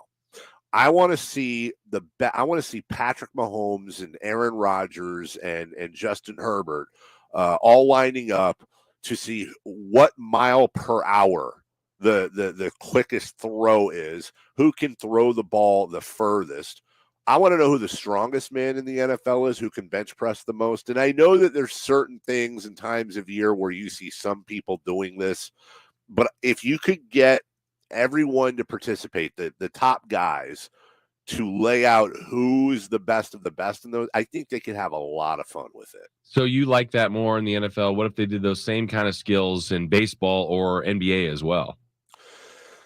Whatever to their sport. Yeah, I don't. I mean, if we're talking event to event, like I don't know who's the fastest guy in the NBA. Maybe. I mean, but you probably want to have him dribbling a basketball. Like, for example, is it Ja Morant? Is it De'Aaron Fox? Is it somebody else? I don't need to see them sprinting end to end, but if they're dribbling a basketball end to end, okay, that's kind of interesting. But there's also a difference between, in the NBA, I think it's a lot less about sprinting and more about quick twitch quickness over 10 to 20 feet. Whereas in the NFL, I mean, just imagine. I don't know why I'm only thinking of Tyreek Hill, but whomever else you'd put up against him. And by the way, what happens when a cornerback or somebody in the secondary wins it every once in a while? It's a big deal. Right. No, I mean, I know they're doing more of those skill things like on the day before the Pro Bowl, but I don't know. I'm with you. I think the Pro Bowl is the least interesting. Just never, ever, ever have been interested in that at all. It's just it's just not fun to watch. They don't care. They're just out there having fun. By the way, it still brings more people in than half your NBA playoff game, because the NFL could do who can paint the best picture, and it's going to get numbers. Right. For me, when you look at all of that, and by the way, could you do something like this in golf? Could you have a golf all-star weekend? And I understand that it's the way some tournaments work and all. I get it. But I'm talking about a whole weekend where you showcase golf. You have like the top 25 for a ton of money, maybe play a par 3, and then they play an 18 hole. And then, oh, by the way, then let's have events closest to the pin. Who drives the ball the furthest? Like, I feel like there's something there. You could have an all-star weekend for golf and make it fun. I think so. Trick shots, different things like that. Yeah. Love to see these guys put all that stuff on display. All right, we'll take a break. When we come back, 3 for time. Keegan Murray's been impressive, but who else has been impressive? Who are we starting at the 2 this year? And oh, by the way, I have a tennis question. I do. I honestly have a tennis question. We'll get to it next. If you want all the latest news and opinions about your favorite teams, visit us on IG, TikTok, Facebook, and YouTube at Sacktown Sports 1140. The best and most expansive coverage of your local sports. Sacktown Sports 1140. There are plenty of used cars out there with plenty of question marks, but a Honda certified pre-owned vehicle from Folsom Lake Honda comes worry-free. Every Honda certified pre-owned vehicle comes with a 7-year, 100,000-mile limited warranty, a free Carfax report, and a 182-point inspection. Hurry in and save on a great selection of Honda certified pre-owned vehicles from Folsom Lake Honda. Visit FolsomLakeHonda.com and shop our entire inventory. Value your trade and see savings and finance options today. Folsom Lake Honda, yeah, your one-stop Honda shop. MVP's bonus days are here for pros. For 12 days, pros save big and MVPs get even more. Because MVP's Pro Rewards members can earn bonus points to redeem for rewards. Earn points on every dollar spent up to $1,000 and get up to 3 times more points when you shop select brands and products. Find MVP's bonus day savings from July 11th to the 22nd in-store and online. Exclusively at Lowe's. Exclusively for pros. MVP's Pro Rewards program subject to program terms and conditions. Details at Lowe's.com/L/Pro Loyalty terms. Subject to change. 3 questions, 3 answers. It's 3 for Magnus on the Carmichael Dave Show with Jason Ross. Question 1. All right. Bad show hosting. What? Those that aren't on YouTube can't see it, but I can see it. Well, what do you mean, really? Why are you trying to be like Jersey guy? Jason, I know you won't know this, but I know exactly what he's wearing. Cooley? No, never mind, you know Jack. That is Jack Cooley. Absolutely. This is one of his Okinawa jerseys that he sent me years ago. I am Dave. Hey, I wasn't Kyle. I wasn't at his wedding. My goodness gracious. You were invited. I was invited. I was in the wedding party. I think what I will do. That was the officiant. Is I think because it's literally right here. I think every I don't know if that went over Dave's head or not. I think he's just ignoring us. I'm just I'm You're gonna put on a different jersey every break? He should. Yeah. So Okay. I mean, like, and that won't even be obvious. Like, here's a Armstead jersey. Our buddy Eric Armstead. Because my closet is literally right over here. Wait, hold that up a little higher. Hold the jersey up a little higher. Yeah. This is not working for anybody. That's I know that Armstead jersey. What? I know where you got that one. Oh, you know exactly where I got that one. That was a gift to you, as it was a gift to somebody else who then gifted it to you. It was a re-gifted gift. Well, it's the one that Katie had to wear on the bat. It's got an autograph. You need to frame it. What happened to Jay? What's Jason doing here? He's putting on his jersey. Oh, is he? Is that a He's probably going to ask the jersey guy right now for a jersey. Is that a Marvin Jones jersey? There's in that studio you didn't see yesterday. There's a framed JT the Brick Raiders jersey. That was Deacon Jones, but here's there it JT is. the Brick. Show him JT. Is it JT the Brick jersey? Yeah. Okay. You know what? Yeah, Why there's don't two jerseys in here? JT the Brick and this Deacon Jones. Really? Why don't we have framed jerseys of us, Jason? Yeah, good point. Up there, should we not? We need to update the frame In this jerseys. Vegas one or in ours? What? Say it again. Frame jerseys of us in here in this Vegas studio or in our studio? Back home. Like we have our own. Remember this? Oh, you can't see it. This is lame because it's black. That's why. It's an old KHTK baseball jersey. Baseball jersey's the best one to go for promo. Yeah, What's on the back? agree. What's on the back? What's on the back? Okay, I didn't know if it said like C-Dave or We something. need to update the ones in the Sacktown Sports 1140 studios, though. Yeah, I think I have a half the players in here don't play for the team anymore. I think Jason, you probably have the same one. I have an old KHTK jersey with a C Dave on the back that looks like an Atlanta Braves jersey, kind of the gray ones, red and black, maybe. Yes, actually, yeah, I've got that in here as well. We should bring those. Should be framed. We should have framed jerseys of the show hosts in the studio because we'll never get traded. That's very narcissistic. That was a job security joke. 3 for Madness. Question 1.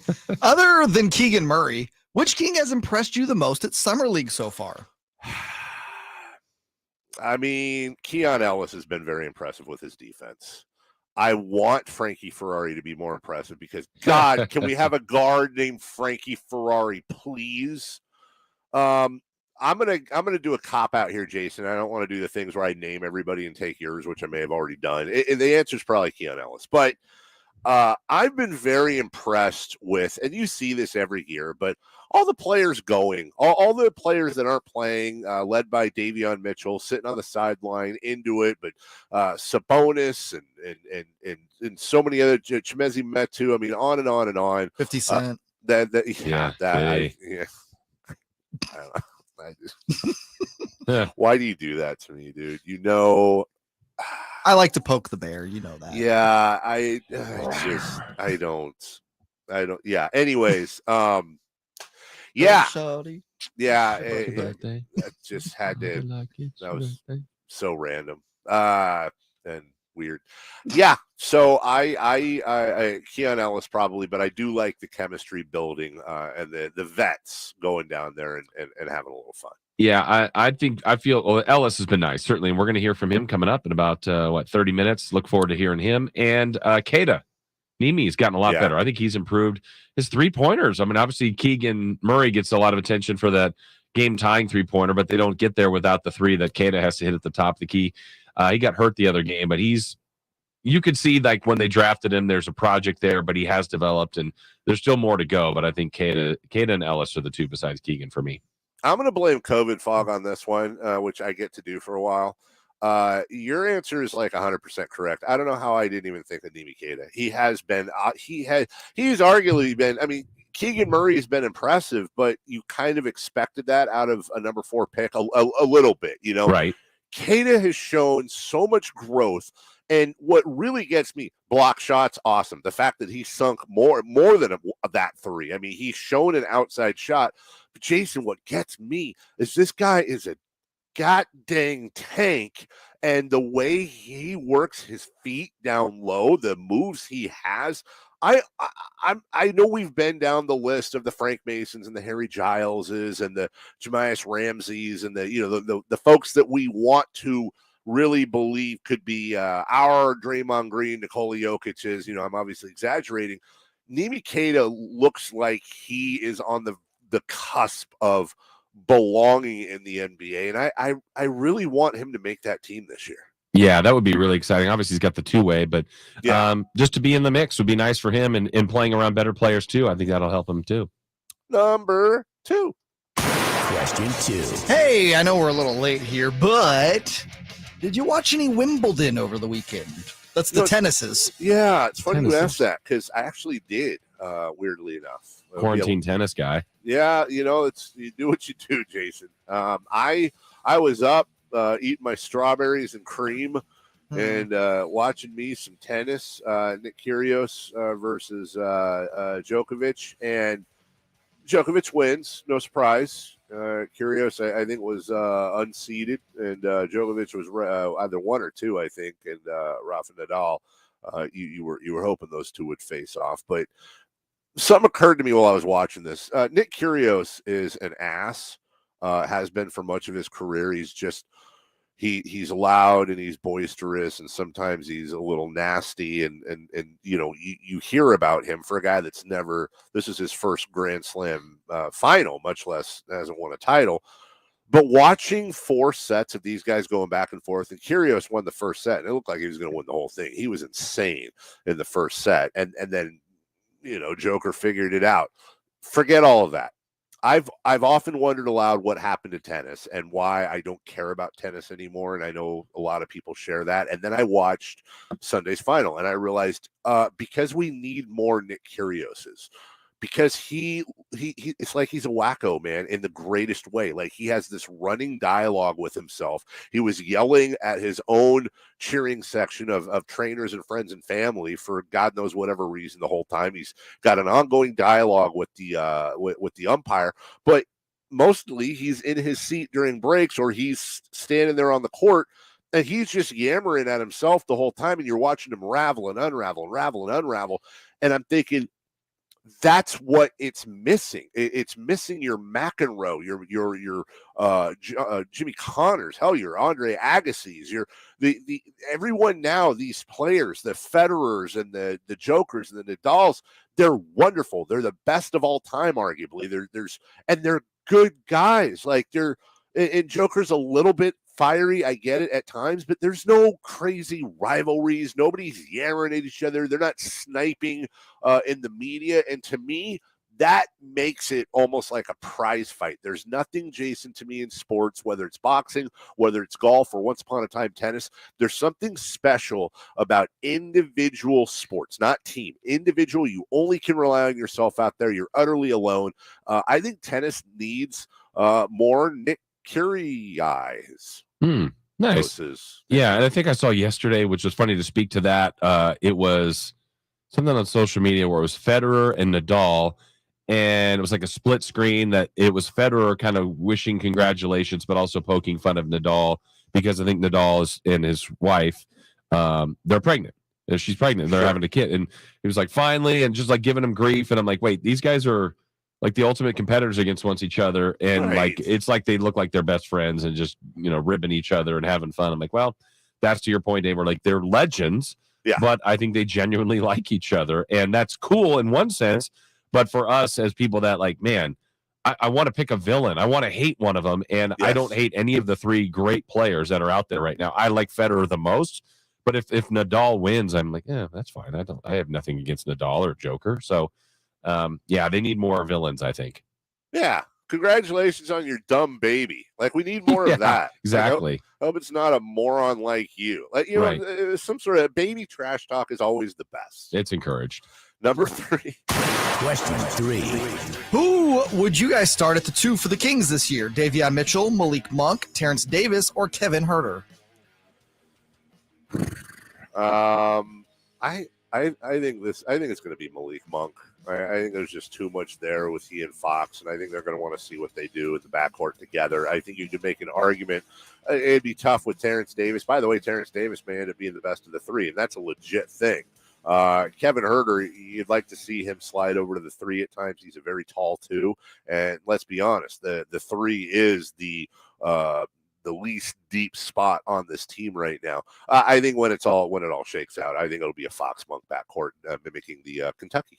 Yeah, I'm between Monk and Herter. I like the size of what Herter can bring at 6'7", and a good shooter. Certainly Monk's ability to shoot, his efficiency there, and playing with Fox, the familiarity.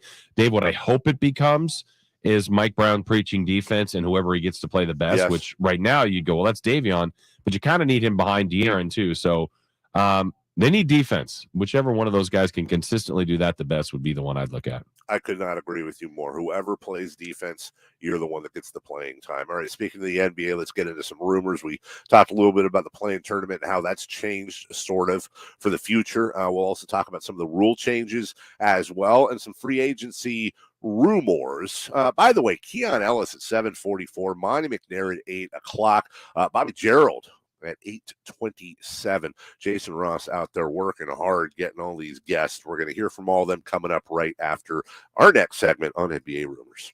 Sacktown Sports 1140 is broadcasting live on YouTube. To me, it's a must-watch. Check out the Carmichael Dave Show with Jason Ross and the Cattles and Rami Show. Plus, get exclusive content. Search Sacktown Sports 1140 on YouTube. Hey, it's Carmichael Dave from my good friend Shelby at United Wholesale Lending. Shelby, Peter, the whole team over there at refinancewithshelby.com, making it happen. Listen, local lender, a reputation to uphold. With other banks, you're just a number. Why would you possibly want to purchase or refinance from someplace in Southern California or Florida or Texas or Ohio? Why don't you try purchasing or refinancing with local folks that live amongst us, that worry about word of mouth, that know the title companies, that know the appraisers, and if you're trying to purchase, that know the realtors? So when realtors are looking at multiple offers, they say, you know what? I've worked with Shelby before a bunch of times, and I know if you got a pre-approval from him, your deal is going through. They can close a purchase loan in 17 days. That's speed on your side with a local lender. You can compete with cash offers. RefinanceWithShelby.com. NMLS number 279051. BRE number 0186434. Hey, hot dogs, sausages. Maybe instead of using a stadium vendor to feed the office, we should have just ordered through Easy Cater. I got nachos here. Nachos? Yeah, right here. Thank you. Yeah, I mean, it was fun at first, but it is kind of disruptive. Cheesesteak here. Who wants a cheesesteak? Over here. Coming at you.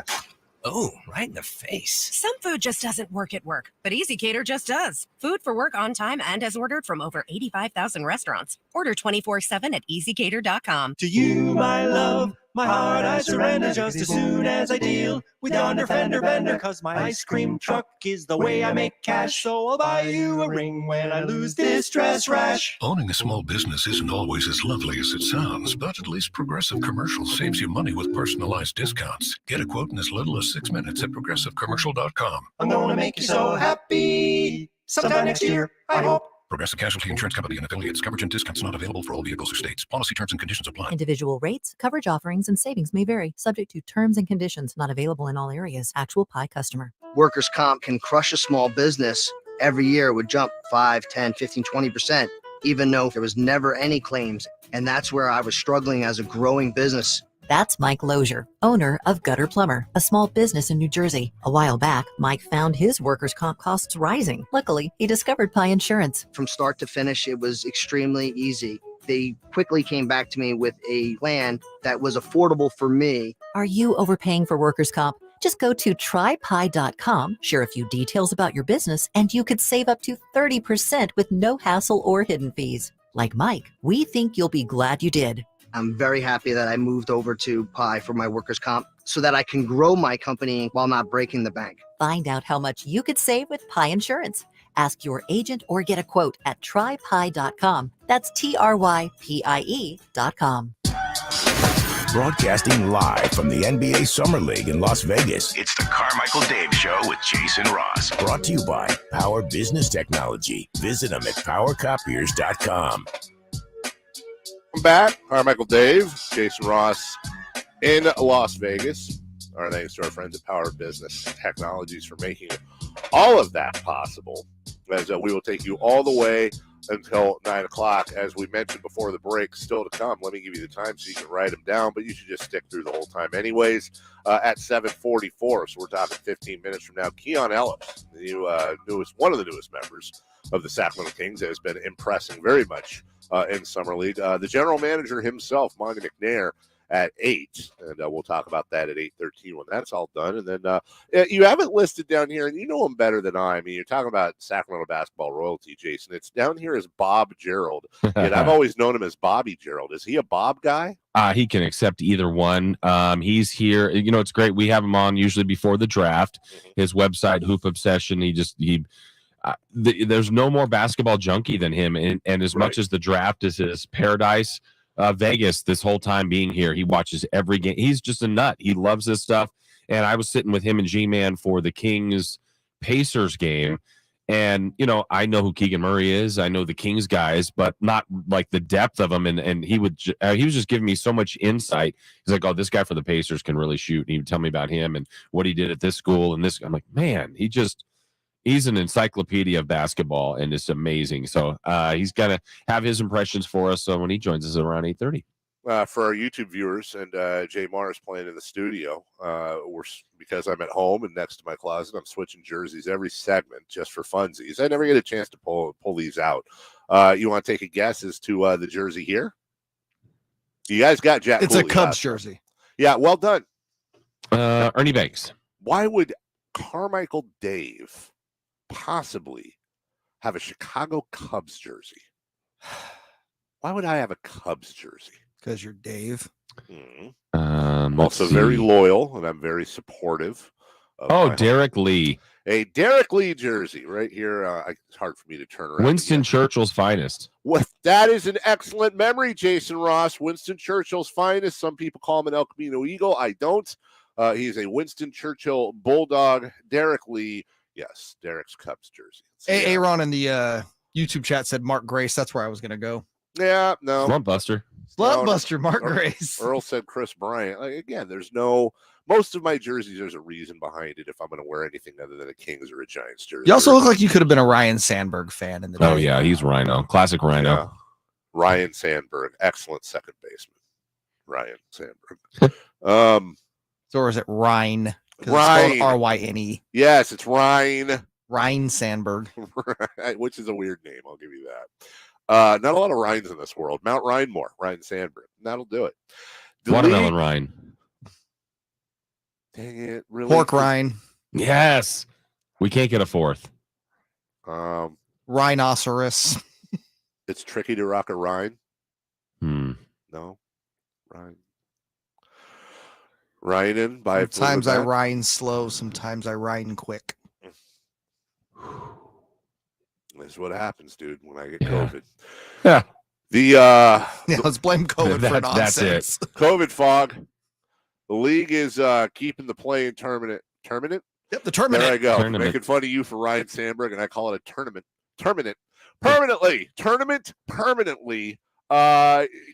Good for we all like this, right? I think so. Yeah, I mean, it was a little getting used to it. I think they did it maybe that first bubble year, and it's like, okay, what's they're trying to protect that back half of the season that got canceled, and they kept the 8 games going.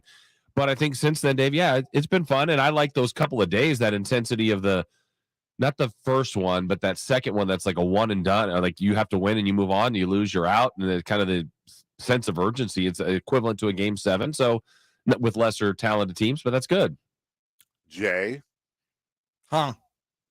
Play-in tournament. Yay or nay? Yay. Yay. But we all still agree that making the play-in does not defeat the 16-year and counting playoff streak unless you get through it. Correct. Yeah, because then you're in the playoffs. So if you make the play-in and you win that first round, and that puts you in the playoffs itself, you've made the playoffs, right? I want to make sure that we have every once in a while we have to back up and create a ruling, because I don't want us doing it in April and hedging. Play-in by itself doesn't count, but if you make the play-in and you win that first round, and then you're in the playoffs, that ends the streak, correct? Correct. In my mind. Because I think even statistically, who was it this last year? The playing teams were the Timberwolves, Pelicans, Clippers, and Spurs. Those games that they played, they did not get playoff stats for. Right. So there you go. Doesn't League count. says so too. The NBA also will be implementing harsher rules for take fouls. Jason, explain to everybody as best you can. When we say take foul, what are we saying? Okay, I think the team most famous for this is the Utah Jazz, and maybe that was a Quinn Snyder special, but others. So imagine maybe a busted, Davion Mitchell steal in the front court for the when they're playing the Lakers. And the outlet's going to go to De'Aaron Fox, and he's going to run right past LeBron and everyone else, but LeBron just kind of grabs him in the backcourt. Yeah. And it's a take foul. He's just protecting the 2 points. And why are you slowing down the league? Why would you want to stop De'Aaron Fox? Or in the other way, the Kings fouling LeBron. Let's see him get loose and windmill dunk, 360, lay it up, however they choose. But that moment of excitement to see the best athletes in the world get creative, or maybe someone in some chance chases him down and blocks from behind. You're taking away those possibilities of plays instead for just a foul in the backcourt and you're inbounding out of bounds. It just ruins all sorts of momentum. I don't know where I'm at here, and I'll tell you why. Really? You would want them to do something different than this? I hate take fouls. I really do. Oh, I do too. They're awful. And I think everything you just said is 100% correct. Like, I want to see alley-oops and dunks, and I want to see, and the fact that you almost certainly, you have a 3-on-1, a 2-on-1. The only difference between a clear path and a take foul is you have one guy back there. So now all of a sudden, you almost certainly would convert, and in exchange, now you're taking the ball out of bounds. Right. That is not fair. So I 100% acknowledge it, and I'm also saying this is a half-baked thought on my part. I really am split here. I'll tell you why. Because you're penalized because it's a foul, and you get 6. Number one, that's a foul. Number one, you're already being penalized. Not only is the player being assessed a foul, that's a team foul. Those team fouls can increase to shots later. You're in the penalty, so there are already penalties for that foul. Now, I understand separating fouls, clear path, obviously flagrant. There are separation of fouls as a precedent, so I get it. But here's the other thing. Is this now going to increase? Are players going to say, okay, so De'Aaron Fox with the outlet, he's speeding down the floor. I don't want him to get by me. So rather than me just kind of, patting him on the waist or maybe sort of half wrapping my arm around him, all right, do I need to stand in front of him now? Do I need to adjust the way I foul him so that it's not necessarily a take foul? Let's say it's a blocking foul. Let's say it's another form of foul that's maybe saying more violent makes it sound like a flagrant, but not a flagrant, but something that you're, with the world of flopping and acting and all that, are we going to have an issue now where players are trying to disguise a take foul as an incidental foul? And are we going to have referees now reviewing that? It creates the issue of a gray area for me that I'm not quite sure they're prepped for.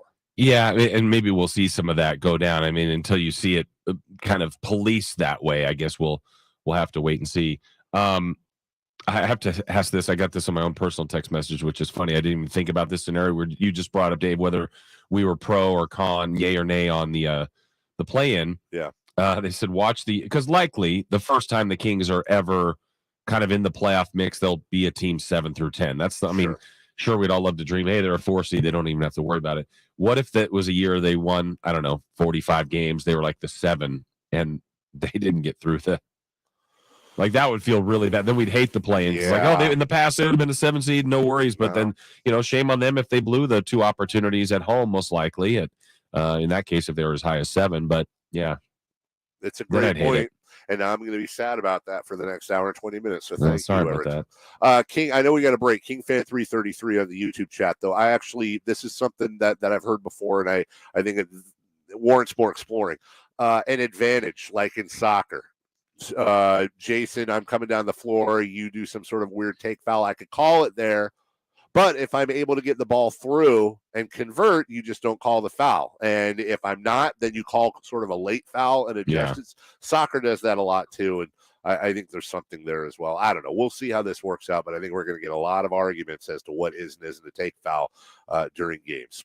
Jason is down in Las Vegas working his tail off along with Frankie and Chris. Please check out Sacktown Sports 1140's YouTube. The numbers are insane. You guys are responding. The amount of content, video and otherwise, they're putting out is fantastic. So I invite you to check that out. And one of those pieces of content you have not heard yet, Keon Ellis, the new two-way contract member of the Kings, impressing a lot of people down there. Jason had an opportunity to spend some time with them. We'll play that next. Sacktown Sports 1140 is giving you more NBA Summer League access than anyone else in Sacramento. Impressions, let's start with the Kings' top pick, Keegan Murray. What do you think of him? Yeah, I thought he was terrific. I called efficient and versatile. But what I really liked, and I know the Kings, he's going to make shots. He's an elite jump shooter. Get all the latest on our social media channels and online at sacktownsports.com. Coverage of the 2022 NBA Summer League is brought to you by Power Business Technology. Visit them at powercopiers.com. Hey, it's Carmichael Dave talking about my friends at American Energy. $49 tune-up offer. I did it 2 weeks ago. You should do it too. It's only $49 for an air conditioning tune-up, and you get a free indoor air quality test. Oh, it's so simple. Call today to schedule your appointment with my local friends at American Energy at 916-520-9990. Catch the 916 there, 520-9990. A+ rating with the Better Business Bureau. Been around since 81. Go to AmericanEnergyAir.com. Power Business Technology is proud to be 100% independent, locally owned and managed small business. Local ownership cuts out the red tape while ensuring our staff has the autonomy to make the quick, respectable business decisions necessary to deliver on our promise to always exceed the expectations of our customers. The power of our local family team will help you with your business printing needs. Contact us today at 844-POWER-BZ. That's 844-769-3729. Or visit us at powercopiers.com. Hey, hot dogs, sausages. Maybe instead of using a stadium vendor to feed the office, we should have just ordered through Easy Cater. I got nachos here. Nachos? Yeah, right here. Thank you. Yeah, I mean, it was fun at first, but it is kind of disruptive. Cheesesteak here. Who wants a cheesesteak? Over here. Coming at you.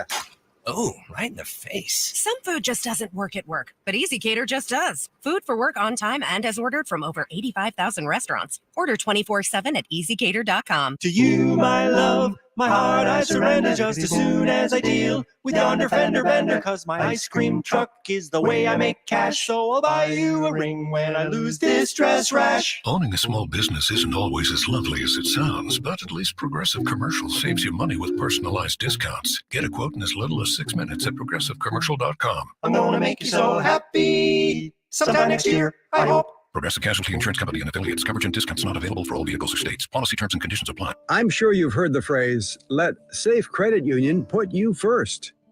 Well, that phrase is honest, genuine, and sincere.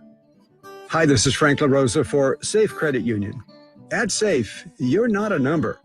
You are part of a member-owned, community-focused family. Explore the benefits of saving, borrowing, and investing with a partner who puts you first. Safe Credit Union is insured by NCUA. When there's trouble in the bedroom, it can hurt more than just your confidence. It can hurt your marriage or dating life. Not knowing if you'll be able to perform at any moment doesn't help either. Pacific Men's Clinic can help. Go to the clinic that specializes in one thing, making your love life the best it can be by solving the problem at its source. Pacific Men's Clinic's non-invasive procedure. It's safe and pain-free. Call 916-545-7577 for your free consultation now. That's 916-545-7577. Did you know about 1/3 of our lives is spent sleeping? Hi, this is Frank LaRosa with a word about Naturewood Home Furnishings. If we're going to spend that much time in our bedrooms, then our bedrooms ought to reflect our personalities. I remember many weekend mornings when our kids would jump into our beds trying to coax us to start our days more on their schedules than ours. Naturewood Home Furnishings' huge bedroom sale is here, and there's no better time to find the perfect accent piece for your bedroom, or even better, to start fresh by designing your bedroom to fit your lifestyle. From a new mattress and foundation to dressers to nightstands to lamps and more. Naturewood Home Furnishings will help you create a space from simple to luxurious and anything in between. Just drop by and let Naturewood's team help you envision a bedroom fit for 1/3 of your life. Visit Naturewood Home Furnishings right now for this remarkable bedroom sale. Off Highway 50 at Hazel, look for the water reel. Broadcasting live from the NBA Summer League in Las Vegas. It's the Carmichael Dave Show with Jason Ross. Brought to you by Power Business Technology. Visit them at powercopiers.com. It's back, old school. I absolutely wore this cassette tape out more than a couple of times. Welcome back, Jason Ross in Las Vegas. I am at home due to COVID protocols. Jay Marr's back in studio, and thank goodness for the camera setup here, because I forgot to turn off my camera during the break, and I got up after talking to you, Jay, off air, and took the jersey I had off. And went to go walk outside, and then realized I did not turn my camera off. The problem there is I'm not wearing pants. And so I sat down and I looked on the delay. I was like, did I just give a show to everybody? And I didn't. It pixelated. So it's self-censored, Jason. That's what you think. Uh-oh. Screenshots.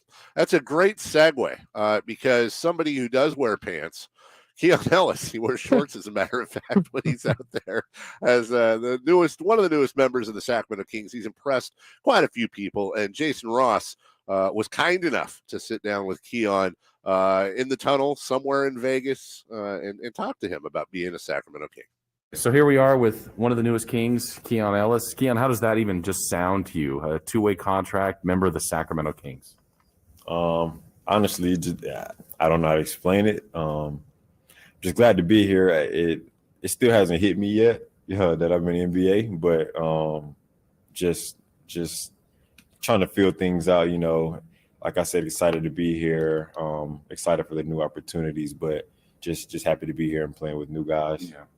So your journey, obviously a really good college player, you're hopeful that draft night goes your way. Mm-hmm. When it didn't, what was that next phase like, just trying to, work out for teams and land on a team, ultimately the Kings? Well, I mean, at that point, like the workouts and everything was already done. So I think teams were calling my agent. He was asking me or at least telling me the scenarios that teams were offering. And I think Sacramento called, and I mean, we liked what we were hearing from them before the draft and everything. So we thought it was a good opportunity. What was the feedback your agent was getting or from other teams about you and your style, and what kind of things were you hearing? I mean, pretty much all of the same things, kind of a 3-and-D guy. That was more so my role, but I think just from other teams, they just had to see who was on the board when it was their time to pick. We had a good amount of teams that had interest, but it just seemed like every time it was that team's turn to pick, the pick got traded or something. So it just didn't happen. Reading stuff about, 3-and-D is a great label to get into the league, but you can score too. Like, so when it sounded like at Alabama, you got your minutes established first because of the defense. Is that kind of how it happened for you? That is most definitely how it happened. Yeah. And was part of that, I guess, also a numbers game? Who was at Primo, Herb Jones? Like, did they also help you just seeing what they did, how they became pros, and that, like, look, I was behind some great people, and now last year was your time to shine? Yeah, I think playing behind Herb, learning a lot from him and seeing how he evolved from his junior year to his senior year and all the things he accomplished really kind of just opened up my mind to the thought, that it's not impossible to make it happen. So definitely learned a lot from him. What are you trying to establish now that you're actually with the team playing here? A lot of eyes are on you, or on Nimi and Keegan. So, what are you, besides winning, what are you personally trying to get out of your summer league experience? Honestly, other than winning, probably just, having a good time with the team. We all, we get along off the court, when we're on the bus, watching film. We're all, bonding, talking to each other, feeling each other out, seeing what other guys like. But it's definitely a good experience off the court, a good group of guys to be around, but definitely just want to win for sure. Yeah. You want one of those rings, don't you? Oh, my goodness, man, I do. They should have one retroactive. The guys won last years ago, too, as well. You were talking about team bonding. Saw Top Golf. How's your golf game? My golf game is terrible. I thought I could do just about any sport, but at least when it comes to golf, I could definitely use some work. But I didn't get to go to the Top Golf. I had to do like the whole rookie transition thing. Gotcha. So did you hear like who was bragging, who represented themselves well out there? I heard Bobby is good. Yes. He's good. Yeah. I heard he's good. Him and Keegan and a couple other guys went golfing one morning, and I think it was Bobby versus Frankie. I guess they were the two top guys. I think Frankie came out with the win. So at least that's what I overheard. How about your background growing up in Florida, JUCO first, then to Alabama? What was like growing up in Florida with your family, and your brother played, like pretty competitive family? Tell us a little bit about your background. Yeah, all of my immediate family, me, my older brother, younger brother, older sister, all played sports growing up. So we were all athletic in our own ways. My older brother and younger brother, they played football. My older brother played football and basketball. They all played a little bit of everything. I personally just told myself if I'm going to do anything serious, it's going to be in basketball. So I stopped playing all other sports and focused on basketball and just tried to I realized I was kind of good at it and, just trying to keep going forward with it. And I mean, I had a couple of offers out of high school, and then a grade situation had happened, and I still could have went Division I, but just decided that it would have been better if I went JUCO, and went JUCO 2 years, had a good 2 years there, had a lot of team success. And it landed some eyes on me after my sophomore year, and Alabama was my favorite school growing up. So when they offered, it was kind of it wasn't like I was like definitely going there, but they were high on my list. So ended up at Alabama after that, and I mean that's where just the whole defensive mindset thing came in, and it's landed me here. How did Alabama become your school, being from Florida? That's some pretty heated rivalries back there. It really was just I think the first time I watched a college football game, like I don't know where, I might have been just somewhere in a store or at a restaurant or something, and they were on the TV, and like they were really good, and they were blowing the team out that they were playing. So I was like, oh, I like them. Versus they were just winning. I started liking them, and I think after that, a lot of people would always ask if you had a choice to go with any school you want. I would tell them Alabama, and they would be like, well, that's a football school, and my first year there, we won the SEC championship. Yeah. So it's not really just a football school anymore. So definitely kind of turned it around, and it was fun being there. So it's been Roll Tide ever since. Oh yeah, for sure. Nothing else. Yeah, talking with Keon Ellis here, new member of the Kings. So what are you trying to work on for your own game? I mean, I know everybody's always trying to improve. What do you think you need to still work on here as you develop? I think just my size. I think I could get bigger, faster. Guys are definitely better at this level. So definitely could do that. I mean, as far as like the skill aspect, still want to get better. Playing on the ball, whether it's making decisions, initiating an offense, stuff like that.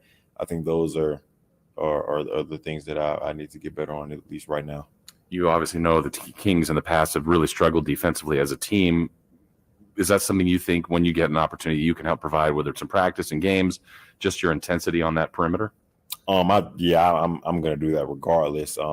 Even if they were a good team, that's just how I kind of play. So just always go out there and with a play hard mindset, make the right plays, and just kind of let everything fall where it may. So just go out there and try to play hard on the defensive end, get stops, deflections, disrupt the offense, and try to get us easy baskets on the other end.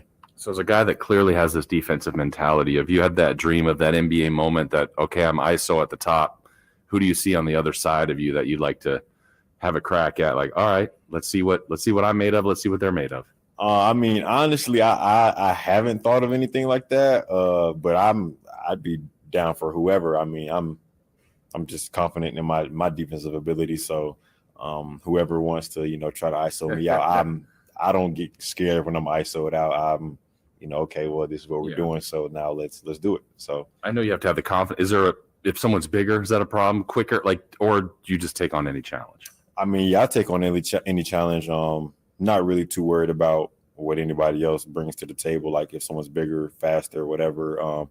Just I know what I am trying to accomplish is just force them into what we can live with. So whether it be if it's a smaller, faster guy, and I'm just gonna use my length and force him to finish over length. If he's gonna beat us by going to the rim and finishing over me a numerous amount of times, and that's what the game plan is, then I can live with that. If it's a stronger guy, and we're just living with him, shooting contested jumpers, we're living with that as well. But I don't think guys being bigger or faster is a problem I haven't ran into. I don't know how much you know about Sacramento, or at this point even Stockton, but we have some pretty crazy fans, and if they see you with that effort, they're going to be a fan favorite pretty quickly. What do you know about the city that you're going to call home here soon? I honestly don't know too much. I haven't been to Sacramento, but only twice, so I don't know too much. But I mean, you'll get there. Yeah. I'm excited to go out there and see how it is. Awesome. Well, it's nice to meet you, and welcome to the Kings. Yes, sir. Appreciate it. Keon Ellis and Jason Ross, well done. That's it's always fun to get to know these folks. Yeah. I the one question I could tell I hit something with him, but he didn't have an answer when I asked him, who do you envision being on the other side, like you were trying to stop? And later, he's like, man, I hadn't thought about that. I go, but really, you're not thinking like, okay, give me Harden, give me Giannis, give me LeBron, give me De'Aaron. Like, he goes, no, but now you're making me think. Like, I just didn't know if he had a dream of like, okay, this is the guy I want to guard one time. So, but he's got that defensive mentality, Dave, and this team needs that. And if he's ever going to get on this team permanently, he's got to do it on that end of the floor. They saw him something there because they had Jaden Hardy at 37, traded him to Dallas, and that's a similar spot, and some would say a higher-ranked player. Monty obviously saw something in Keon Ellis. And speaking of Monte McNair, he joined Jason also earlier from Vegas. So for the first time, you will hear from the Kings GM, Monte McNair. That's coming up right after this. Breaking news, the latest happenings with your favorite teams. You ever wonder about what the heck all these kids are doing on the computers all the time? Stay up to date with all of it by following us on Instagram and Twitter. Excuse me, gentlemen, a little update for you. At Sacktown. Okay, all right, thank you. Nobody protects you from mayhem like Allstate. I'm a speed bump. Did you hear what I said? I'm a speed bump. And if you have cut rate car insurance, the cost to reattach your muffler could really be a bump in the road. So switch to Allstate, save money, and be better protected from mayhem, like me. Based on coverage and limits selected, subject to terms, conditions, and availability. In most states, prices vary based on how you buy. Allstate Bar and Casualty Insurance Company and affiliates, Northbrook, Illinois.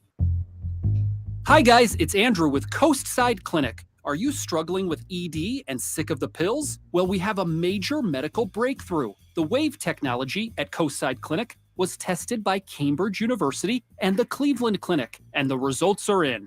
It's proven to increase blood flow by repairing blood vessels. No pills and no side effects. If you're ready to put a stop to your ED by treating the root cause, call us now. And not only will the assessment and blood flow ultrasound be free, we'll also include something unique. I don't think I've ever seen it fail. This is a $600 value, free to those that call in the next 2 minutes.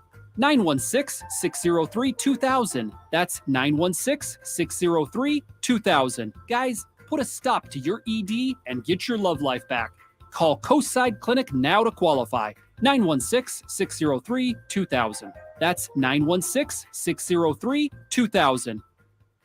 Hey kids, it's Carmichael Dave talking to you about Capital Casino. Summertime heat is here, and Cap Casino, Sacramento's #1 poker room, wants to invite all of you to soak up some air conditioning, hang out, have some food, have a beverage. Always the most variety of table games in the region. Always the best food, the best service, and the best action. 411 North 16th Street in downtown Sacramento. For more information, log on to capital-casino.com, and please gamble responsibly. 1-800-GAMBLER. DQ presents the sound of a summer double play. It's the sound of drumstick pieces and peanuts combined with world-famous soft serve to make 2 all-star treats.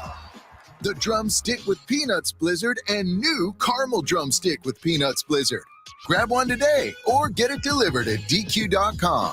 Official treat of MLB. DQ. Happy tastes good. Individual rates, coverage offerings, and savings may vary, subject to terms and conditions. Not available in all areas. Small businesses are the backbone of America. Yet when it comes to workers' comp insurance, you rarely get the savings you deserve. That's because insurance companies tend to lump you in with other businesses, and you can get overcharged. At Pi Insurance, we're on a mission to change that. With Pi, you get a quote specific to your business, and you could save up to 30% with no hassle and no hidden fees. If you like savings, take 3 minutes to see how much you could save at trypi.com. Pi makes workers' comp insurance as easy as pie, with friendly representatives just a call away. No wonder customers rate our service excellent on Trustpilot. You work hard to build your business and keep your employees safe. You deserve more from your workers' comp provider. See how much you could save with Pi Insurance. Ask your agent for Pi or get a quote today at trypi.com. That's trypie.com. KHTK AM and HD1 Sacramento, KYMX HD2 Sacramento. From the Power Business Technology Toshiba Studios. It's Sacktown Sports 1140. It's the Carmichael Dave Show. He's on the microphone. When he's not on the microphone, he's playing a song. And when he's not playing a song, he's on the microphone. And then boom. With Jason Ross. Jay! Hey! My headset's Text or call the show at 916-339-1140. It's the Carmichael Dave Show with Jason Ross on Sacktown Sports 1140. All right, here we are with Monte McNair. Finally tracked him down in Las Vegas. Have you been staying cool in Vegas, if there's such a thing? Yeah, definitely trying to stay inside as much as possible. But maybe in the mornings, get out for a little walk or maybe play some tennis at some point, do something active. But so far, I've been staying cool and staying indoors and watching hoops and doing meetings and all that fun stuff. Are you playing tennis at like 4? How are you being cool anytime in Vegas? I think it's all relative, but maybe we can get out there like before the triple digits kick in. So you're here to watch basketball. You've watched the Kings for a couple of games so far. I got to say the first game was one of the best games I've ever seen, Summer League or not, and the win the second game. Just kind of a quick overall evaluation of what you've seen.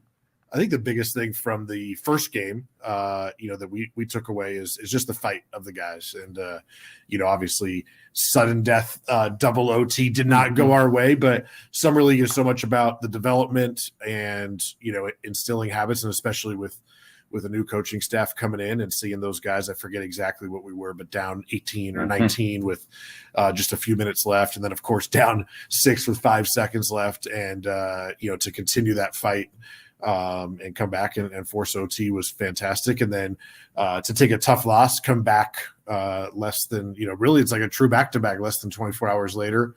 And beat a good young Indiana team that has some interesting guys, and kind of stick with it and kind of pull it out at the end. We love to see that. I know too. For me, just watching the game was great, but Sabonis and Terrence Davis and everybody, the baseline that was there, Herter, some of the new Kings, like they seem to be Davion into it as much as anybody. That's kind of cool to see. It was really cool. The some of the videos making the rounds on social media of the celebration, not just of our Summer League bench, but of our some of our vets who were on the baseline. And it's always great. It's kind of Vegas has become a little bit of an unofficial time for a lot of the vets to come together and just, especially for us, we got a couple new faces, get to know each other, show some support for not just our rookies and young guys on the roster, but other guys that are trying to make their way into the league. And that camaraderie, we always talk about it, but this is where it starts to build that going into the season for when you do hit those real rough patches, and every team will to help get through it. And it starts now. Let's kind of go in order. It's been a busy offseason for you. You get a new coach, new coaching staff as well. Mike Brown, you land there. You're all in on Coach Brown. I know we haven't really seen him yet, but his fingerprints are here now. What do you see, and what do you like so far from Coach Brown? Well, I think Coach Brown starts with his experience, and what he's done in this league speaks for itself. He's coached for 30 years. He's been in the finals as a head coach. He's won championships, as an assistant, and he's just been around so many great players. And he's coached, he's coached guys really from many different backgrounds, experiences, skill sets, and so bringing him in here with, especially his recent stint in Golden State, coming off a championship, that stature of what he stands for, what he represents, and what he's accomplished and done is really exciting. And then I think the way that he sees the game, everybody respects. I respect. We've had great conversations. I think we're aligned very well on how, he's going to implement his philosophy and what he is going to preach. And I think it fits really well with our, current personnel, and we're continuing to try to build that out for him. I know something you wanted to address was shooting. You certainly have done that.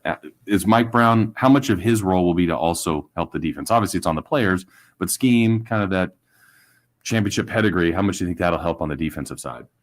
Yeah, we talked coming into the offseason, certainly with the deadline trade for Sabonis and with the pressure that De'Aaron and Domas put on a defense. We wanted to make sure that we had enough shooting out there, and it's not just shooting. There's many other ways that you can complement those two guys, but certainly shooting and spacing will help them and help our team. And, on the defensive end, we think we have guys that can be two-way players.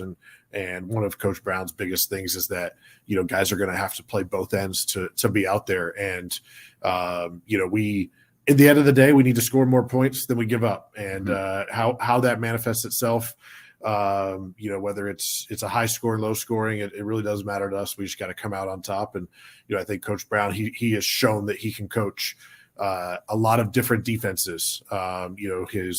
His Cleveland team is much different than like these recent Golden State teams that he's been a big part of the defense. And, I think that experience will serve him well. And I think we have guys that want to compete. Certainly we need to be better on that end. Draft comes around, you move up, you go to number 4, you get Keegan Murray. I think everybody I've talked to here and just watching him, he just gets it. I don't know, you would have a better terminology, but he's unflappable. I mean, he looks the part. That's pretty mature so far. What are your impressions of Keegan? Yeah, first, I'm just happy for Keegan. I think what he did last year at Iowa just was underappreciated. It was really a fantastic season. And, I think coming in here to Summer League and really a lot of maybe NBA folks' first chance to see what he is about. And, his ability, like he obviously scores the ball, he shoots it well, but defensively he's rebounding, he's guarding 2s and he's guarding 5s. He's guarding all up and down and showing just his versatility has been fantastic. And then to, show, like you said, the ice in his veins to hit that big shot. And then yesterday against Indiana to have, 4 or 5 big buckets down the stretch to close it out. It's become a little bit of a fun joke around the team, but I think it's truly just who Keegan is, how he presents himself, and how he approaches the game. And that's certainly going to serve him well with the ups and downs that we all know the NBA presents. I think Jordy, the Summer League coach, said he doesn't fight the fight. And I like that. Like, it's him versus Paolo, and there's a lot of, there could be some machismo there. Paolo scores on him, and it's like, okay, you scored. Like, I'll get you when he just doesn't rush anything. For sure. And I think the cool thing about him, we've now seen, I guess, 5 games here in Summer League. You'll be watching and thinking, man, like, I guess Keegan, he's maybe not as good today. And then you look up and he's got, 12 and 8 and it's, the second quarter, and, then he'll make a couple wow plays. He had a great back cut where he dunked over someone and got an and one, and he'll sprinkle some of those in, but he is just so calm, so efficient in how he goes about the game. And sometimes it's a little understated, and, but it serves him well. It serves his teammates well. How about 2 other guys? I mean, you're valuing everybody that's here, but obviously 2-way contracts, and Nimi and Ellis. I think they've really shown well here. What have you thought about those 2 guys, especially Keita's development? Yeah, I'll start with Neemias, and we saw a lot of development last year in Stockton, and getting to see him now after a couple months in the summer. Obviously, he hit a big 3, but for me, it's been more about his defensive presence, which we know is what he's going to hang his hat on, and he is just obviously a big, tall, physical presence, but his ability to move his feet. He's gotten switched onto guys and get back in transition, had a couple chase down blocks. Like, those are like the effort things, the development things that we love to see. And offensively, I think he's underrated with some of his passing and ability to score in the paint, use his size. And, if he hits a couple threes along the way, all the better. And then I think same for Keon, another guy who, it starts with what he does on the defensive end. And, I think he's shown a great tenacity. He's been able to get into the ball, but also off the ball wreak havoc. I think he got his hands in a lot of, those drives by Paulo where Keegan was doing his job and Keon came over and was able to help disrupt. And then offensively, he's played a lot on the wing, and he's hit a bunch of threes here in Vegas, but also Jordy threw him at the point during the comeback, and to see him do that added a little more shooting and size around the team. And his ability to kind of command the team was a nice addition. And again, we like the two-way players, not the contract, but the guys who can play both ends of the floor, and both those guys have shown flashes on both ends. And for them specifically, how do you – I don't know how far you map that out. There's certain games they can be with the Kings, certain games they can be with Stockton. Like, what's kind of a general plan? Because there's value to be up with the Kings, but also reps with Stockton. How do you kind of work that out?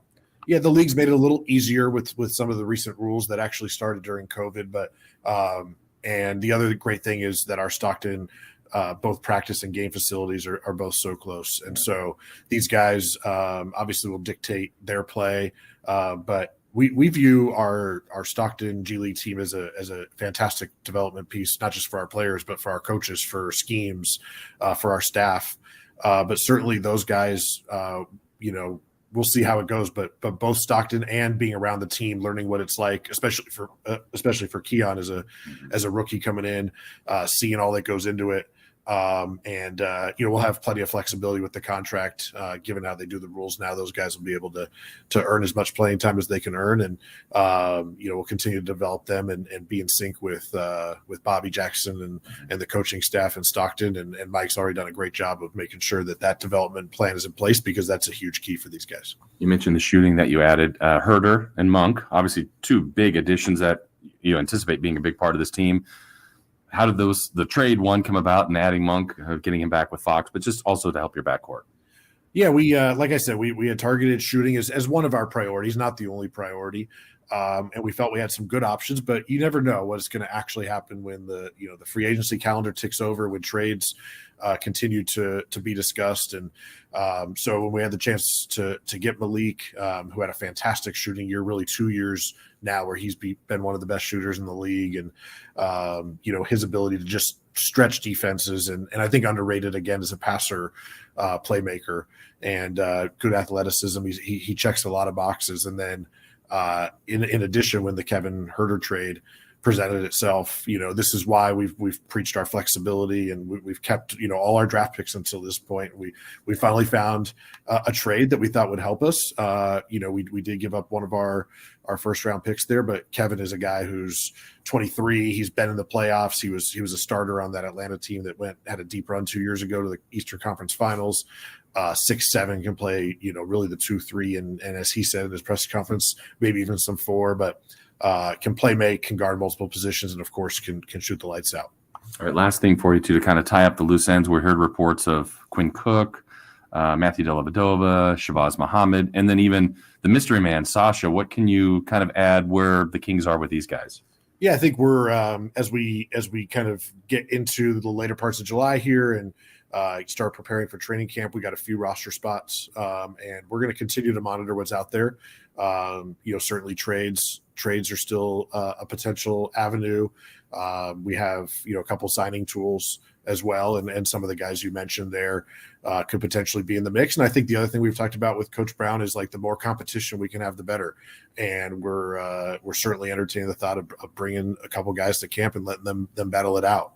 And I think what we're trying to build on the court of like a competitive spirit that can translate into training camp and fights for minutes, for time, for roster spots. And I think the more that we have, the better, because it's going to feed into all the stuff we're trying to do throughout the season. I know Kings fans are excited. It's going to be fun to see them here. You want to go play tennis now? It's only about 1:15 out. Yeah, we could probably last like maybe 2 games. Sure. I don't think the 5 sets that Djokovic and those guys were playing at Wimbledon is in the cards. But I should probably get out and do a little something. And I'm glad Dave wasn't on here. It's so much better with just me and you. We have just such a good chemistry. But just kidding, Dave. But we'll maybe when it's a little cooler, get out on the golf course or something. Yes. Finally take a break. It's been a long couple years with this COVID stuff, but I would just like to give a big thank you to my staff, who has, since we came in, a lot of us, together for the first time 2 years ago. It's been a blitz and it's been crazy, but it's been a lot of fun. We feel like we're in a really good spot. Like I said, we don't feel like we're done. We don't ever feel like we're done, but I do hope we get a little bit of a break, see our families, recharge, and we'll be ready to go for the season. Awesome. Thanks, Monty. Thanks, Jason. You wanted more Kings coverage? You've got it. More Niners, more Raiders, more NFL coverage than anywhere else in Sacramento. The best and most expansive coverage of your local sports. Sacktown Sports 1140. Greetings, Sacramento. It's Doug Christie here with the Good Feet store asking, when was the last time you did something nice for your feet? If you're like most people, your feet get attention only when there's a problem. That can mean something painful, maybe real painful, like plantar fasciitis. That was me. I counted on my feet to make a living, but ignored them until almost too late. Fortunately, I found the Good Feet store, got my free personalized fitting and test walk, and in 20 minutes, I left with my expertly fit Good Feet 3-step arch support system. The pain was no more, and my feet have never felt so comfortable. I'm a Good Feet believer, and you can be too. Come in for a free fitting and test walk. Visit the Good Feet store in Sacramento, Roseville, Stockton, and Modesto. Online at goodfeet.com. Want the best movie experience in town? Join Sacktown Sports IMAX Pass by visiting sacktownsports.com and sign up today. You can win tickets to see Thor: Love and Thunder and IMAX 3D experience at the Esquire IMAX Theater. Broadcasting live from the NBA Summer League in Las Vegas. It's the Carmichael Dave Show with Jason Ross. Brought to you by Power Business Technology. Visit them at powercopiers.com. Wow. It was a great interview till the end. Shots at Dave. Unnecessary shot. I'm home fighting for my life. Coronavirus positive. And Monty just taking shots. Unsolicited. That was his own choice. He may have taken a shot, but he sunk it. And Yeah, I guess so. don't think we're not. I told Jay we got to keep that drop. Yeah. That's our Wednesday morning open. Yes. Yes, so. Here I thought he deserved a contract extension. Now it's up for debate. My goodness gracious. What's the opposite of a contract extension? Contract reduction. Ah, nice. Yeah, is his job on the line? 339-1140. Yeah. Our thanks to the lovely and talented Ivy League grad Monte McNair, tennis player aficionado, golfer not so much. But have we posted those high school football pics we have of him, by the way? I'm not sure if we've posted them or not. I know we unearthed his old blog site from back in the day that we're going to expose him. Exactly. Well done, Jason, though, on both those interviews. That's fun stuff, and it's fun to hear him. It's got to be really interesting. And we forget Monty is 37. He's a babe in the woods.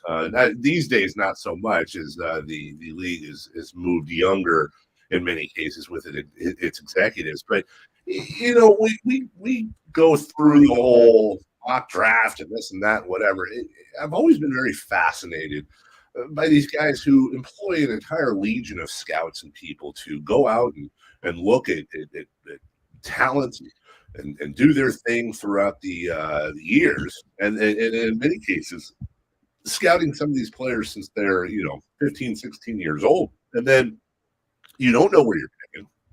Then you do know where you're picking, and you have about a month to figure it out, and then it's okay. We're picking you. Are you gonna be good? And it's completely out of your hands. Now it's up to the players to go out and decide whether or not you're a good judge of talent. Yeah, and Summer League's not the end-all, be-all, but it's your first chance to feel some form of validation. And let's go on the extreme. Let's say there was no doubt that Keegan Murray was the best player out here. Okay, that would feel good, but that doesn't tell you how his rookie season's going to go, how his career's going to go, or vice versa. If he was awful, then there'd be some concerns, but maybe he's the rookie of the year and has a great career. So it's not the end-all, be-all, but it is your first chance to see him around other NBA players and your pick, and you want to validate what you've done. And I just get the sense, Dave, too, and we talked a little bit after, like, I really feel like Monty is happy with the offseason and pleased with the things they've done and genuinely excited about that. And there's, as he'll always say, like, always looking for more and better ways, other ways to improve the team. So not a finished product, but even out here, I just get kind of the universal sense from, I would say, the national people.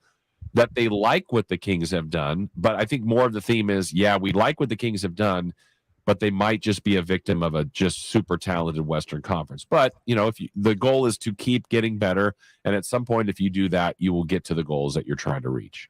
You can squint and turn your head clockwise a little bit, and you can see a path for the Kings to get in. Every year, there's a couple of teams that just completely, whether they finally achieve or they're overachieving. And obviously last year, Memphis was the big one. Yeah. Boston, we saw come, out of Ime Udoka. Did they make a mistake? Blah, blah, blah. You and I talked about that a lot towards the end of the year. And I'm not saying that Sacramento is going to be either of those teams. Minnesota, another example there. You're right. With Utah, perhaps vulnerable at this point. You don't know. San Antonio seems like they're all in on the Victor Wembanyama sweepstakes. There are some openings there, at least on the play-in side. But really, and we talked about this. I know we talked about this Thursday, Jason, before I came down with the sickness. That it's this to me is De'Aaron Fox's make or break is so dramatic. He's nothing's breaking De'Aaron Fox this year. He's still going to be a wonderful NBA player, one way or the other. But you're entering your sixth season. You're a max guy. You got your old backcourt teammate. You have Kevin Huerter, who they added. They added shooting around him. They've added Sabonis. This is, I think, by a large margin, the most talented team De'Aaron Fox has ever been a part of. And he came out of the blocks last year really slow. Then he had the injury that kept him out a couple weeks until that Minnesota game, that second of a back-to-back with Minnesota after the Halliburton trade. And he just absolutely went off. I need to see De'Aaron Fox come out of the block. Big offseason for him personally. He's getting married, going to have his honeymoon, that whole thing. That's fantastic for him. I need to see him come out of the blocks next year the way he played down the stretch. And I think between that, a training camp with Sabonis, adding that shooting in there, the addition of Keegan Murray and Mike Brown and his crew, hopefully, as you've alluded to so many times, creating that accountability on defense culture, there are some good things to look forward to. Yeah, and I think you're spot on, Dave. Like, as much as we're going to talk about and have talked about Keegan Murray or the addition of Huerter and Monk and what will Rashawn Holmes look like as a backup, and all these other things are important. They're all they all tell the story of the 2022-2023 Kings. But it's Fox and Sabonis. Like, look at, you referenced Minnesota. Okay, Edwards and Towns are the dudes. Like, Russell's important, and some of those other bench and roll guys, Beverly helped them last year. Like, all those guys are important. And Utah, Mitchell and Gobert are their guys. It's important what Bogdanovich and Royce O'Neal and those other guys did for the team, but they don't go anywhere without their big stars. And so the Kings need awesome years from Sabonis and Fox, and then the other guys to play their roles. And that's the lane. But really, a lot of it is on Fox and Sabonis. Who do you say, listening to you talk about that, is it now Gobert and Towns? Do you still mix Edwards in there? Oh, definitely Edwards. I think that I'm confused about that move. I know we haven't had a ton of time on that with us being separated at different times. I get the sense here more people liked it. I'm really confused by it. Are you willing to accept, like I'm beginning to accept, that Karl Anthony Towns may be more suited as a stretch four? Maybe, but I think part of his superpowers is that he's both. Yeah. So now he's just a 3-point guy. Like, okay, he's good at it. Sure. And there'll be situations where you're going to always play one of them, and maybe someone's in foul trouble, and they will be different. I'm going to give them that. Like, they're trying something different, which I do appreciate, but I don't know if that I'm all in on them. HoopObsession.com. Check it out during the break. That's Bob Geroud's website, son, of course, of the legend Gary Gerould, has made a name for himself in several different aspects of the sporting world. He's going to join us next to help break down the Summer League and help break down the Kings offseason. Stick around. We're back in a minute. Sacktown Sports 1140 is broadcasting live on YouTube. To me, it's a must-watch. Check out the Carmichael Dave Show with Jason Ross and the Cattles and Rami Show. Plus, get exclusive content. Search Sacktown Sports 1140 on YouTube. Power Business Technology is proud to be 100% independent, locally owned, and managed small business. Local ownership cuts out the red tape while ensuring our staff has the autonomy to make the quick, respectable business decisions necessary to deliver on our promise to always exceed the expectations of our customers. The power of our local family team will help you with your business printing needs. Contact us today at 844-POWER-BZ. That's 844-769-3729. Or visit us at powercopiers.com.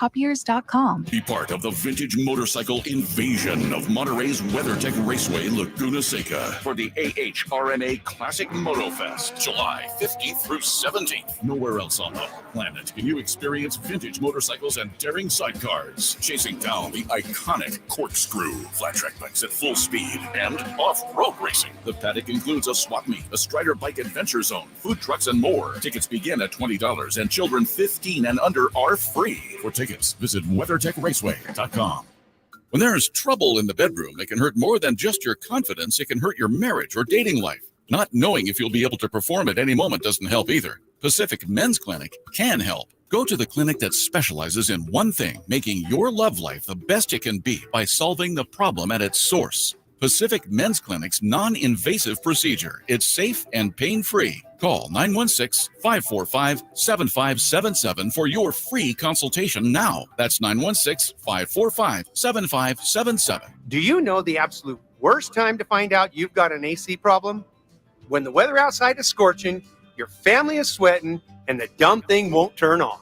This is Kenny and Jerry from Bell Brothers Plumbing, Heating, and Air. Don't get caught off guard by AC problems. Call us to schedule a precision tune-up and professional cleaning right now. It only takes 90 minutes and just costs $87. But we'll keep your air conditioner running reliable and strong all season long. If we discover problems that need attention, we can take care of them now, instead of when you're burning hot and wishing you'd thought ahead. A Bell Brothers tune-up will also allow your system to last longer, keep your home more comfortable, and lower your energy bills because your system will run more efficiently. So don't put it off. Call right now and get your precision tune-up and professional cleaning for just $87. Call Bell Brothers at 916-444-1234, or you can find us online at thenosurpriseguys.com. Rate and the purchase markets are doing this thing and that thing. Shelby, as I always say, you're the captain of the ship that gets everybody through those waters. What's going on over at United Wholesale Lending? We are heavily focused on purchase business right now. This is the time of year, I know. You would think more people go and see houses, but how is that working as opposed to rates scaring people? Are we still seeing that huge influx of people going out there? Well, there's some more inventory that's coming onto the market, and the market is shifting from a seller's market to a buyer's market. Even with the interest rates going up, now the market is kind of softening up and making it easier for home buyers to get their offer accepted and also to get a better deal. You can pre-approve them on the phone in under 15 minutes without even running their credit. But what you also do is you give them the exact things they need to knock out personally so that they can get into homes. That's exactly right. We create a roadmap to get them in the position to buy a house. RefinanceWithShelby.com. That's RefinanceWithShelby.com. NMLS number 279051. BRA number 01864354. This is Monster Jam! The official Monster Truck Series. Witness the world's best drivers competing. Hoop obsession, not hoops obsession. The fun begins at the pit party, where you can meet the drivers, get autographs, take pictures, and see the trucks up close. Get your pit party pass at monsterjam.com today. Must have valid event ticket to enter pit party. Restrictions may apply. Rules and activities are subject to change. Visit website for event details. Coming to Golden One Center August 5th through 7th. Broadcasting live from the NBA Summer League in Las Vegas. It's the Carmichael Dave Show with Jason Ross. Brought to you by Power Business Technology. Visit them at powercopiers.com. Well, the last name Gerould in this town is royalty, plain and simple. And it's very obvious, and has been very obvious anytime Gary Gerould's name is mentioned. We fawn all over ourselves because he is a legend and then some. His son has made a name for himself time and time again. And his website, hoopobsession.com, which I've got in front of me right now. One of the things, and there's a few, Jason, I really do enjoy about it is, and I mean this with the most respect, it's not frilly. it's just if you are a hoops junkie, yep, and you want analysis, you just not a dumb, here's a guy drinking a cup of coffee and how far can he throw it when he's done. I mean, when you want to break things down, that's where you go. Yeah, it's just a fantastic tool. Ton of draft stuff, obviously leading into the draft, and then now summer league reports and rosters and different things. It's amazing work what Bob Gerould has done over there. Well, Bob joins us right now to talk about the Sacramento Kings and so much more. Bob, it's Dave. You've known Jason obviously a long, long time. Thank you for joining us this morning. How are you? I'm well. Good morning, guys. First off, I mean, I'll just make it incredibly simple. Give us your analysis on the Kings' moves, both draft and free agency. Just the overall 50,000 foot look as to how you think, along with the new coach, this team's looking going into next year, as opposed to they were looking going into last year. I definitely think it's an improvement, guys. If you look at the additions of the free agents, Malik Monk, and also then to get Kevin Huerter in that trade, I think you really added two quality pieces there. And then I think Keegan Murray is definitely a quality piece as well. From what we've seen so far in the summer league, he just looks like a seasoned veteran already. He looks like a guy who's been in the league for 3 years. And so it's an exciting time, I think, to be a Kings fan. Usually we are a little bit optimistic in the summer. Everyone kind of tries to flush away, another season that didn't go the way we all wanted it to. But, I think the addition of Mike Brown certainly is going to be a good thing, because you look at, what he's been able to do in his career, and to know that, he's been in the trenches with Andre Iguodala and Draymond Green, and whether or not you believe that Mike Brown is the reason the Warriors had such a great defense, and I probably would go to more, no, it's Draymond and it's the personnel that are actually out there on the floor that are the reason the Warriors were a good defensive team. Still, Mike Brown is the guy who was kind of in charge of that defense, and you got to figure him coming in is going to be a better situation than the Kings have had in the past, as far as holding guys accountable defensively and scheming defensively and knowing what works and what doesn't work. So I think there's a lot of reason to be optimistic. Bob, I know talking to you and sitting with you watching Keegan Murray the other day, we were all kind of enamored, but I'm going to go to your knowledge. You watch all of the games. You watch these guys in college, every game they play, to help fill out your analysis of who you think people should take. So I get to the point where I look at mock drafts and read your stuff and read others and watch highlights. Has Keegan Murray been like this temperament? Is this kind of the way he's always been? Because he, like you said, a 3-year vet is kind of the look that he has already in summer league. Yeah, I think that's the guy I saw at Iowa, and it's been refreshing for me because I think it's easy because of his demeanor. He just doesn't react to anything. You know what I mean? It's like he could hit the game winner, or hit that 3-pointer, and it's like, okay, I just sent this game into overtime. But no huge celebration, no look at me. Jason, he's not going to be a sunglasses indoors guy. Exactly. You know what I mean? Yes. And I think that's good. That fits Sacramento. So I really feel like the Kings fans are going to enjoy him. And to answer your question, that is pretty much the same guy I saw there, a no frills, no flash guy. But I think it's been refreshing to see him do it at this level in the summer league, even though it's not NBA with all the veterans and the greater size that you'll see out on the floor in an NBA season versus summer league. I still think we've seen enough already to say, okay, I don't foresee any problems. I mean, he gets his shot off quickly. He's a good cutter. He can shoot. He can pass. He can dribble. There's not much he can't do out there on the floor. So I think it's a great addition. Bob Gerould with us. Check out hoopobsession.com, where I'm at right now, and I was before the draft. And there's a very specific group of rankings that I take rather seriously. Yours is one of them, Bob. And before the draft, you had Keegan 6, you had Sharp 3rd, Ivy 4th, and no one's making grades right now because it's far too early and we don't grade based off summer league. But I'm curious, do those rankings for you, because as I understand it, this, and you made it very clear, it's not a mock draft, this is a ranking. When you adjust that ranking for team specific fit, does that do anything for you as far as the 6th ranking for Murray? Oh yeah, I mean, if it was just for fit, Murray would have been higher. Like I said a few times in some pre-draft interviews, it would take a lot of stones for someone to take Shaedon Sharpe, 3rd, where I had him ranked. And it probably wouldn't have been the greatest move for the Sacramento Kings in that aspect from where they're trying to go, what they're trying to accomplish. Probably don't have the timeline of patience.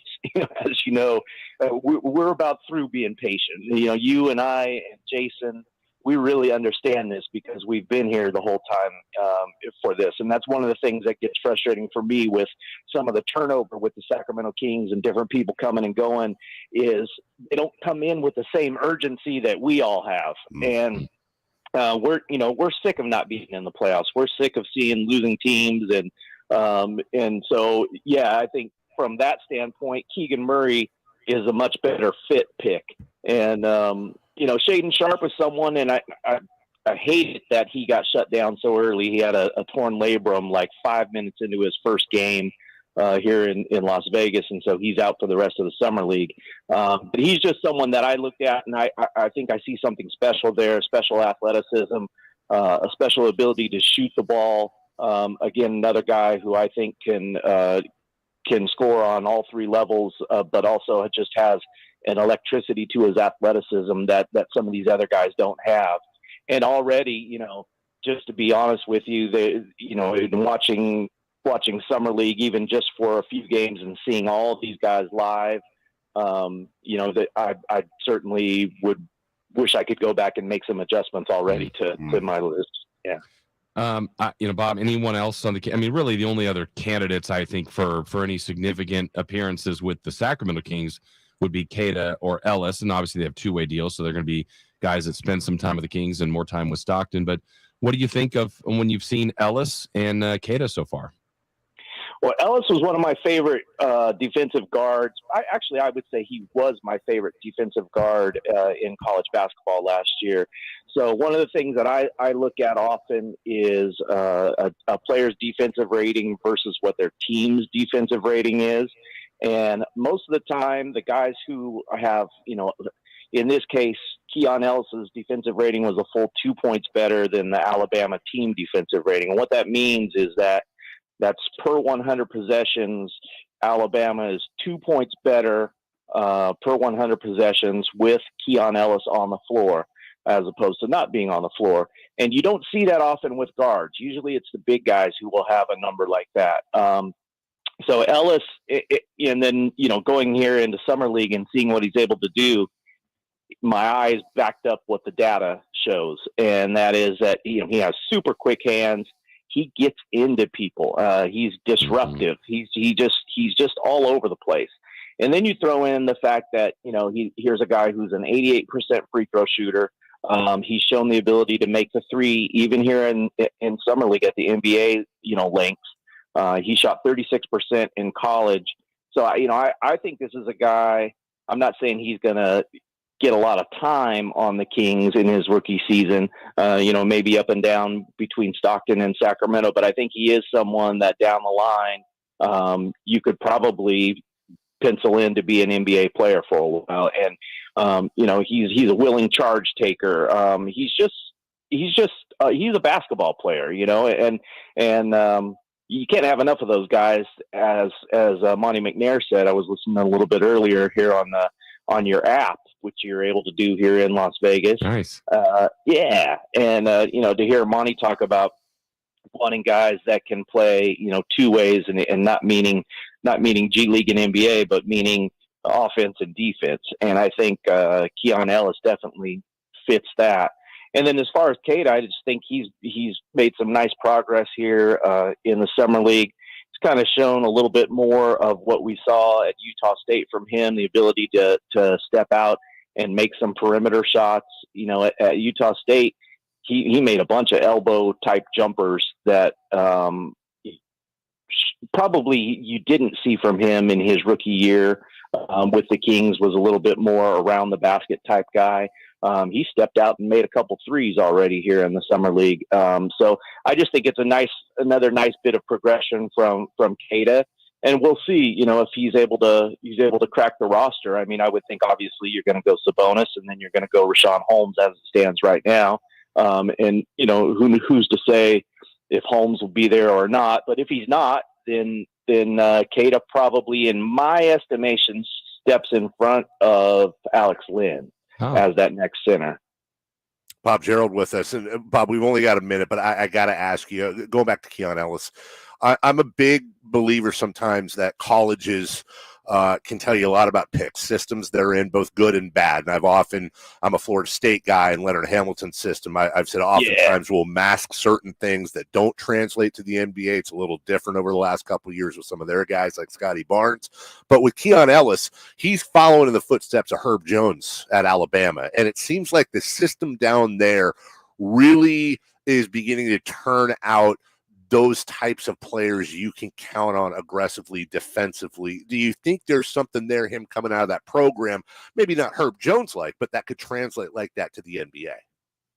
Absolutely. I mean, you know, Herb's a bigger guy and probably, you know, just has more versatility to his game overall. But, you know, I think Ellis, again, you know, you look at him, and another thing I like about him at the Combine, they do the athletic testing, and he's a guy who had one of the lowest percentages of body fat, you know, so he's a guy who's taking care of himself, obviously. And again, you know, that's all part of culture too, is you look at a team like the Miami Heat and you say, man, everybody on that team, with the exception of maybe Kyle Lowry late in the season, is in great, tremendous shape. You know, I call it Miami Heat shape, where they're measuring body fat on guys and holding them accountable during the season.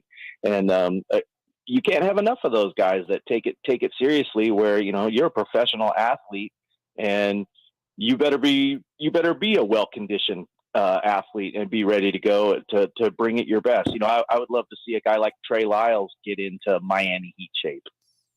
Bob Gerould, go to hoopobsession.com, where I'm at right now. And even it's always fun after the draft to be able to go back, look at rankings, read breakdowns, stuff like that, go back through the history as well. Bob's one of the best in the world at it, and I invite you to go check that out. Always great to have you on, Bob. Appreciate you so much.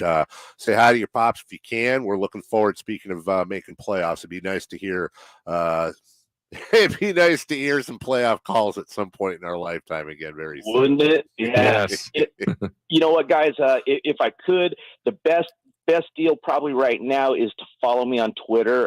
It's at Bobby Gerould, because I'm blogging while I'm here in Vegas, so it's not showing up there on the Hoop Obsession site. But there's a link every day on Twitter to my blog, which is accessible on a different site. And I'm sorry about that. I just didn't do a very good job of being a webmaster in this particular case. But if you follow me on Twitter, you'll be able to get all the latest content here from Summer League. Well, that's what we look forward to, is the content. Content is king. Follow Bob on Twitter. We'll put that link out there as well. Thank you so much for your time. You take care. You guys take care. I hope you're feeling better, Dave. Thank you. I appreciate that. That's Bob Gerould. We're late for a break. Hey, listen, when we get back, hey, we got some news, some notes. I think we got a celebrity birthday or two. Yeah. Oh, baby. Coming live from Las Vegas, thanks to Power Business Technologies. We will be right back.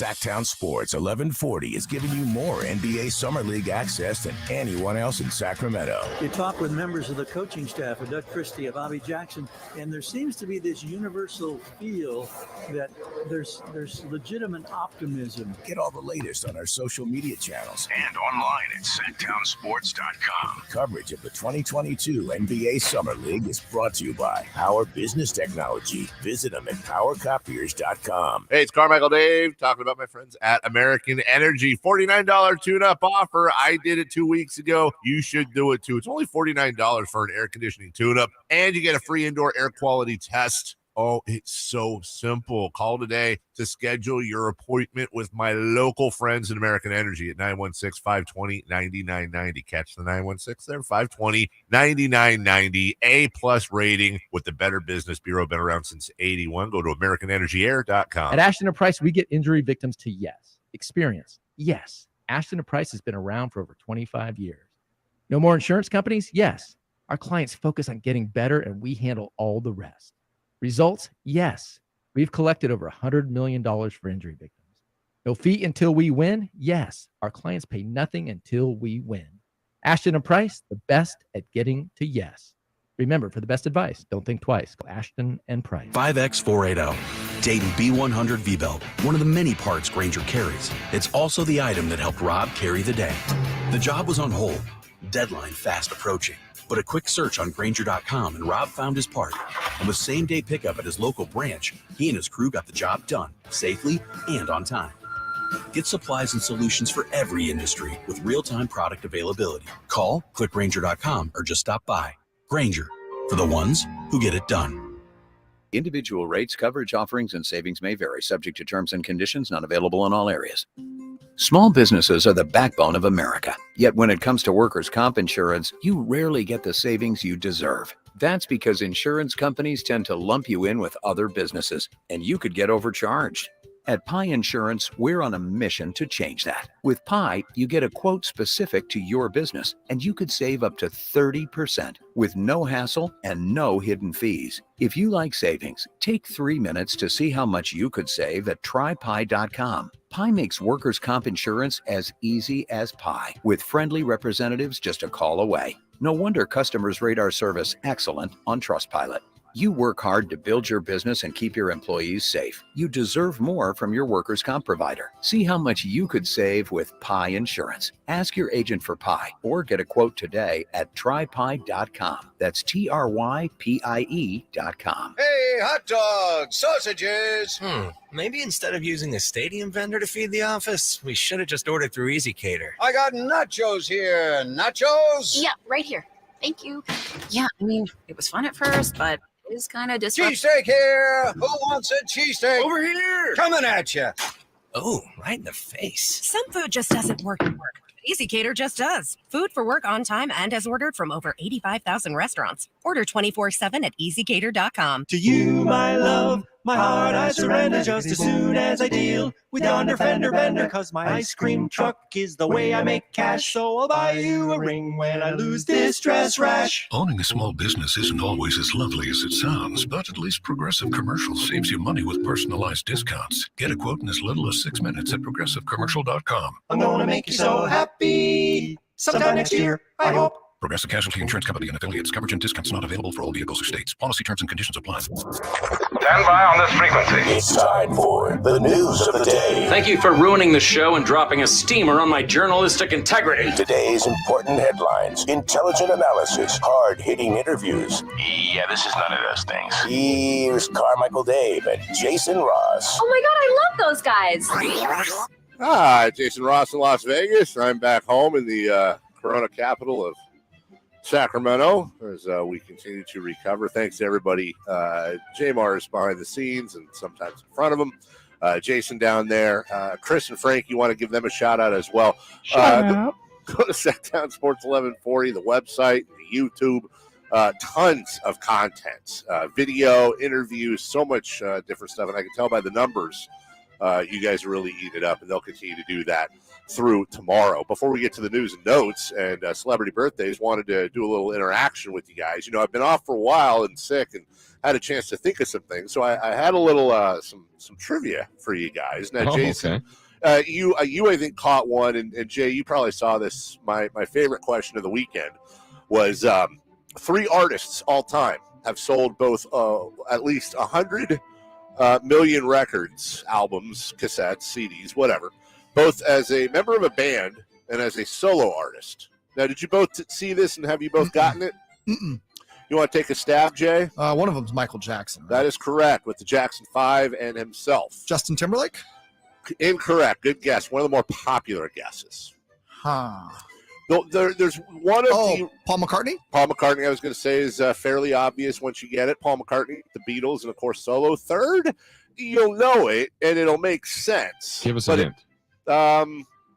Male. 80s was his dominant. Sting, Police? That was probably the most popular George guess. Michael? George Michael, probably third most popular guess with both Wham, and he did it solo. Wham, I think, was 15 or 20 million. Bobby Brown? No, incorrect. Okay. Are there any other hints? I'll tell you this much. The lead singer he replaced is also a very successful solo artist, known for maybe the most creative video ever on MTV. Sledgehammer, Peter Gabriel. Mm-hmm. Phil Collins. Phil Collins, both as a member of Genesis and as a solo artist, the only other member of the club to go 100 million, both solo and band. It's a good trivia question. It is. That's what I say. Here's a couple more for you real quick. There are four words in the English language that start with the letters DW. Dwight. That is not a word. Dwayne.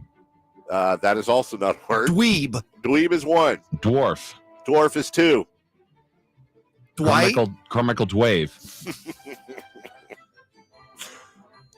I feel like I should know this. So we have dweeb and dwarf? Yeah. I doubt I can get this. Well, you know, dwell on it a bit longer. Ah, dang because it, really? The time we have left in the segment is beginning to diminish. Dwindle. I was going to say dissipate.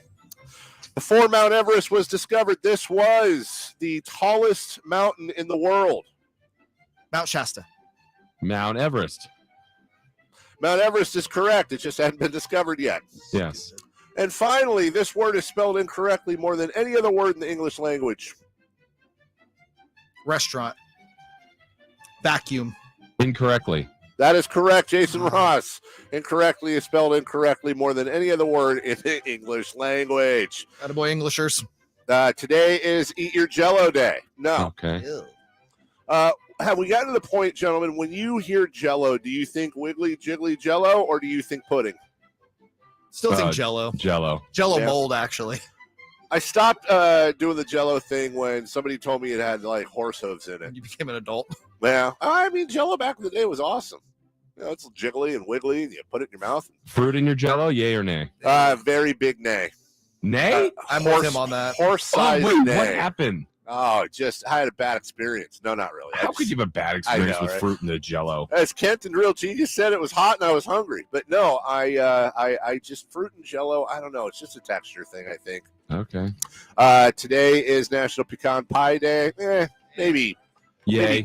Maybe 9th on my list of pies. No, you don't have 8 pies ahead of it. 10? Let's not go. that many good pies. Chocolate cream, key lime, lemon meringue, coconut cream, banana cream, and some other creams that I can't think of right I feel like you're just naming pies you've heard of. Cream Abdul-Jabbar. Cherry, apple. You haven't had a cherry pie in 40 years. Maybe not. No, cherry pie is fine. And finally, before we get to celebrity birthdays, it is, and I want you both on the count of 3 after I say this to tell me if there's somebody you have in mind. I want you to see if you say it in unison. Today is National Different Colored Eyes Day. 1, 2, 3. Max Scherzer. Yep, 100%. Like, I don't even know anybody else with different color. Like, I knew a dog once that had different colored eyes. His name was Frank. He was okay. No, his name was Max. But like, does anyone else know? Like, that's it, right? Sean Scherzer as well. Has different colored eyes? I made that up. You can 100% made it up. Celebrity birthdays, Jason Ross. Okay, let's get the uncomfortable one out of the way first. Oh. And it, in a weird way, ties into what you said earlier about Jello and pudding. He was once America's dad. But What birthday is Mr. Bill Cosby celebrating today, guys? I'm gonna say 83. Okay, Jay Mars. I'll go 85. Circle gets the square. Jay Mars, correct. 85 exactly. Wow. Wow. Jay Mars is the Bill Cosby expert. Moving on. Yes, no doubt. We can put that on a t-shirt. Yeah, that is 100%. Jay Mars. Okay. Happy birthday to Christy Yamaguchi, former Olympic gold medalist in figure skating. What is she celebrating today? I'm going to say Christy is an even 49. Even, yeah. Solid. Big 49th birthday. Yeah. I'll go 52. 51 today for Christy Yamaguchi. She's really good at this. Okay, how about she's fast, she's furious. Michelle Rodriguez, what is she celebrating today? I'm going to celebrate this. Family. 44. Okay. I'll go 42. I love that Dave said he's going to suck at this one. 44, correct. Oh, my God. Nice job. Dude, honestly, Did not know you were part of the Michelle Rodriguez hive. I can't even picture her in my head right now. Well, let's challenge another one. I don't know if you've seen the show. I have not, but I know who she is. Rachel Brosnahan from, what is it, Marvelous Miss Maisel or whatever that show is. Okay. Maybe I think she was in House of Cards as well, if I remember right. But what is she celebrating today? Happy birthday to her. I've never heard of her in my life. Okay, well, give it 32. Okay. Rachel sounds like a younger name. I don't know too many old Rachels. I'll say 33. Wow. Dave, 32. I swear on my children, I've never heard of this woman in my life. I'm on camera. I'm not Googling. All right. Maybe I just need to do things with people I don't know. Let's Nice. ramp it up a bit. Let's Your sweat wife to know the about oldies with Richard Simmons. Oh, Richard Simmons, what is he celebrating today? Dickie Sims. In his short shorts. Yeah. Oh gosh, he's up there too. I'm just gonna go with an even 80. Okay. Give me 75. He is 74 today. Wow, well done. You guys have been on this today. You guys know his first name is not actually Richard, right? No. It's Milton. No. Is it? No, it's not. Is it? Why would he seriously? keep that? That's a gem. Yeah, it's Milton. Milt Simmons? Milt Simmons. Did he play for the Wow. Yeah, he did. Yeah. Okay. Topher Grace. Who's How old is- that? How old is Topher Grace today? Topher Grace, it's just such a lame way of saying Christopher. Like, seriously. Topher Grace is 46. Topher's 45. He is 44. Ah, today. God. Topher, you douche. And with one last one. Wow. Former NBA player, coach as well. Paul Silas is turning what today? Oh, gosh.